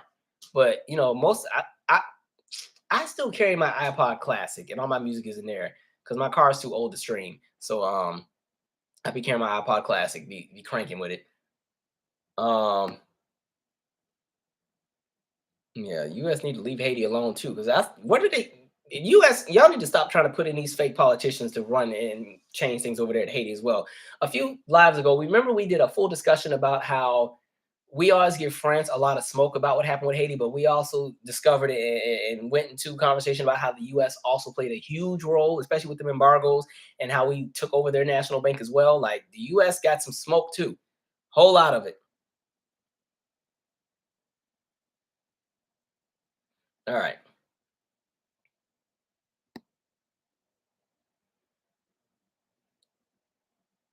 So that is pretty much all I have for y'all tonight. As far as music, I haven't had a chance to listen to a lot of new folks. I didn't listen to all of SZA's project yet. It sounds okay from what I heard so far. I haven't finished it yet. Um, Duckworth, I did buy his Chrome Bull album. I like what's his other one? I like Super Bounce a lot more, but Chrome Bull was cool for what it was. Who else have? Oh, okay. I like the remix that people have been making of Coi Leray's what's that song called? Players. That remix that kind of has the Busta Rhymes "Hands Where My Eyes Can See." That goes in. I was like, this is kind of dope. Hey, all right. Like I caught myself bopping my head to that when I heard that the other day. Who else have I been listening to? I'm behind on music because I've just been so busy with the short film. I haven't had a chance to really dig through everything. Um, what else do I like? I do like that one song. Paramore is back. They got that song "The News" that I thought was okay. Um, the guy, I think I can't say his name properly. It's BLXST. They got a song called "Keep Calling" that I like. That's pretty dope. Um, who else? Trying to see what else. Oh, I like that group Flow. They're fun. I like them. They're on tour overseas. Hopefully they come to America. I'll definitely check them out. Um, who else am I listening to? Most of the stuff I play is like throwbacks, but I'm trying to just name some of the new people because y'all know I just in my head it's still like 2005. I don't be playing a lot of the new folks like that. Um, let's see, is there anything else on here? Ryan Destiny actually that Ryan Destiny EP. Not no, I'm thinking Coco Jones. Her EP is pretty nice. Ryan Destiny does have a song called How Many though. Um, but those are the main songs I've kind of paid attention to. It's holiday season. I'm kind of in the Christmas mood, so now I don't really do Christmas, but I'm trying to be more whimsical. That's why I got my grandma's little Christmas tree. That was the only thing I got out of my grandma's house after she died. Was it's like this ceramic tree that one of the neighbors made way back in the 70s. It actually plugs up. The wire is a little messed up, so I'm scared to plug it up because I'm afraid it's gonna blow up. So I just let it sit there for the ambiance. But no, as far as the Christmas music I be playing, like I told y'all, Tony Braxton and Shaggy, Christmas in Jamaica, is one of my favorite Christmas songs. In Vogue, Silent Night. I like Mariah's "Oh Holy Night." She was singing everybody under the table on that. And When Christmas Comes, Boys and Men has a nice Christmas album. I like Gladys's version of "Do You Hear What I Hear." I like Luther's "Every Year, Every Christmas." The little "I'll Be Here Every Year, Every Christmas." That's nice. Um, Immature had their own version of "Santa Claus is Coming to Town." That was dope. I like the Jackson Fives. Up the ladder, not up, I'm about to say up the ladder to the roof. That's the Supremes. Up on the housetop or something like that. I like that one. Um, what else? I could be Stevie got a few good ones. That's what Christmas means to me. Donny Hathaway, This Christmas. Remember that time we got my cousin to sing that on here one time? She was tearing that up. Um, I do like the JD remix of Mariah's "All I Want for Christmas" more than the original. But I like both. Um, Silent artist said, Calvin, you and that damn Shaggy and Tony Christmas song takes me out every year. Like, I just love that remix. It just has that little boom, dun, dun, boom, dun, boom. I'm like, Christmas, Like, it ain't even that kind of song, but that song, that song, I don't know. I like that one for some reason. It just slaps in the car. It cranks. I love that for some reason. Um, man, what am I skipping? Um, oh, BB and CC Winans, Jingle Bells was good. Whitney's "Who Would Imagine a King," "Joy to the World." Mm, Tevin Campbell has an okay. Actually, no, he has a good version of "Oh Holy Night," and so does Yolanda Adams. I be having my Christmas mix. My Christmas music be hitting. Yeah, we be cranking, but yeah. Um, And Christmas said it doesn't feel like Christmas. For me, it doesn't. I'm not a maybe if I ever have kids, then I'll be more Christmassy. I guess I get it when I was working with the kids because it was kind of fun to see them open stuff. I'm not the biggest holiday person. I be trying. I do like Christmas music, but like I have a real Christmas tree that has never been put up. Like it's in a box in my closet right now. My godmom got me a Christmas tree like 10 years ago, and I have yet to put it up. And it's probably never going up. Hiccup. But one of these days I'll do something. Oh, I forgot about the Braxton's Christmas album. They have two versions of this Christmas on there, but the one I like more is the one. Um, which one is it? I think there's one where it's all five of them doing a little dun dun dun dun dun dun dun dun dun. But I like that one. Oh yeah, I don't use a real Christmas tree. For some reason, I don't like the idea of chopping down a tree and putting it in your house just to hang up for 2 weeks and then you throw it out back in the woods. Like like I don't know. I'm kind of a tree hugger sometimes, so I like the idea of a plastic tree. The trees have been growing for all these years, and then here we go chopping them down for 2 weeks and then we throw them out. I think that's messed up. Um, yeah, so I don't mind an artificial tree. I ain't got to worry about it drying out.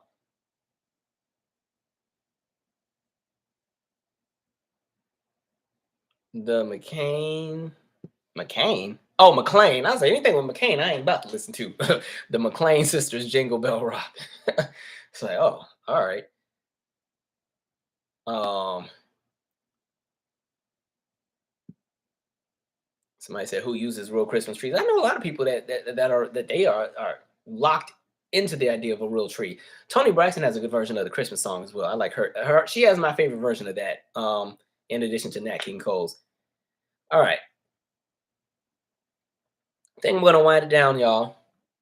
Um, Somebody said me and my mama stopped putting the tree up when I was 15. We were not feeling that. Also, I finally sent my cards out on time. I'm becoming a responsible adult. Really, the only people I even get stuff from at this point are really just like my god kids. All the kids in the family get something. All the adults, it's like, I'm filming. I was financing the movie. I ain't got it this year, so I'll make sure all the kids get something. But the adults, like, listen, I love y'all. I got y'all later. Like, I ain't got it. Somebody said they hate fake trees. Well, excuse me. You won't be invited over. No, I'm just kidding. Um, yeah, let's see. I didn't even know Wham had Christmas music. All right.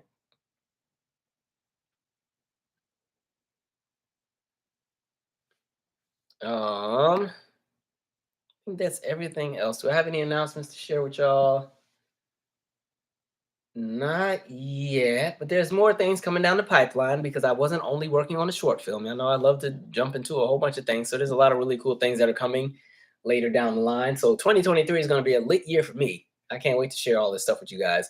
Um, See, if I play the Tony and Shaggy song on my outro, then I'm probably gonna get demonetized. You know, I was so pissed the last in the news video I made when I played the clip of the people making that food that was questionable. I guess because there was music in the background, YouTube yanked my monetization down for that video like in 5 minutes. I was like, dang man, y'all wasn't playing no games.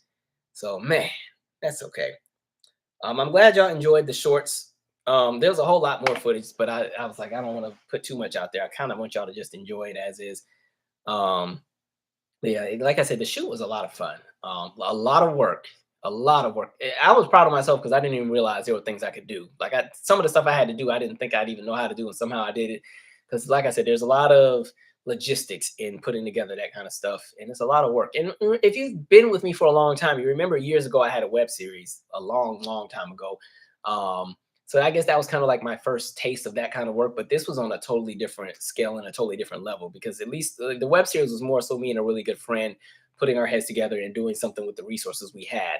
This project was something that we crowd raised for and then or crowdfunded for, and then we were able to have resources that really make things look polished. So like when you get to see it, it's gonna look like something you'd actually see in a movie theater or on TV, which is really cool.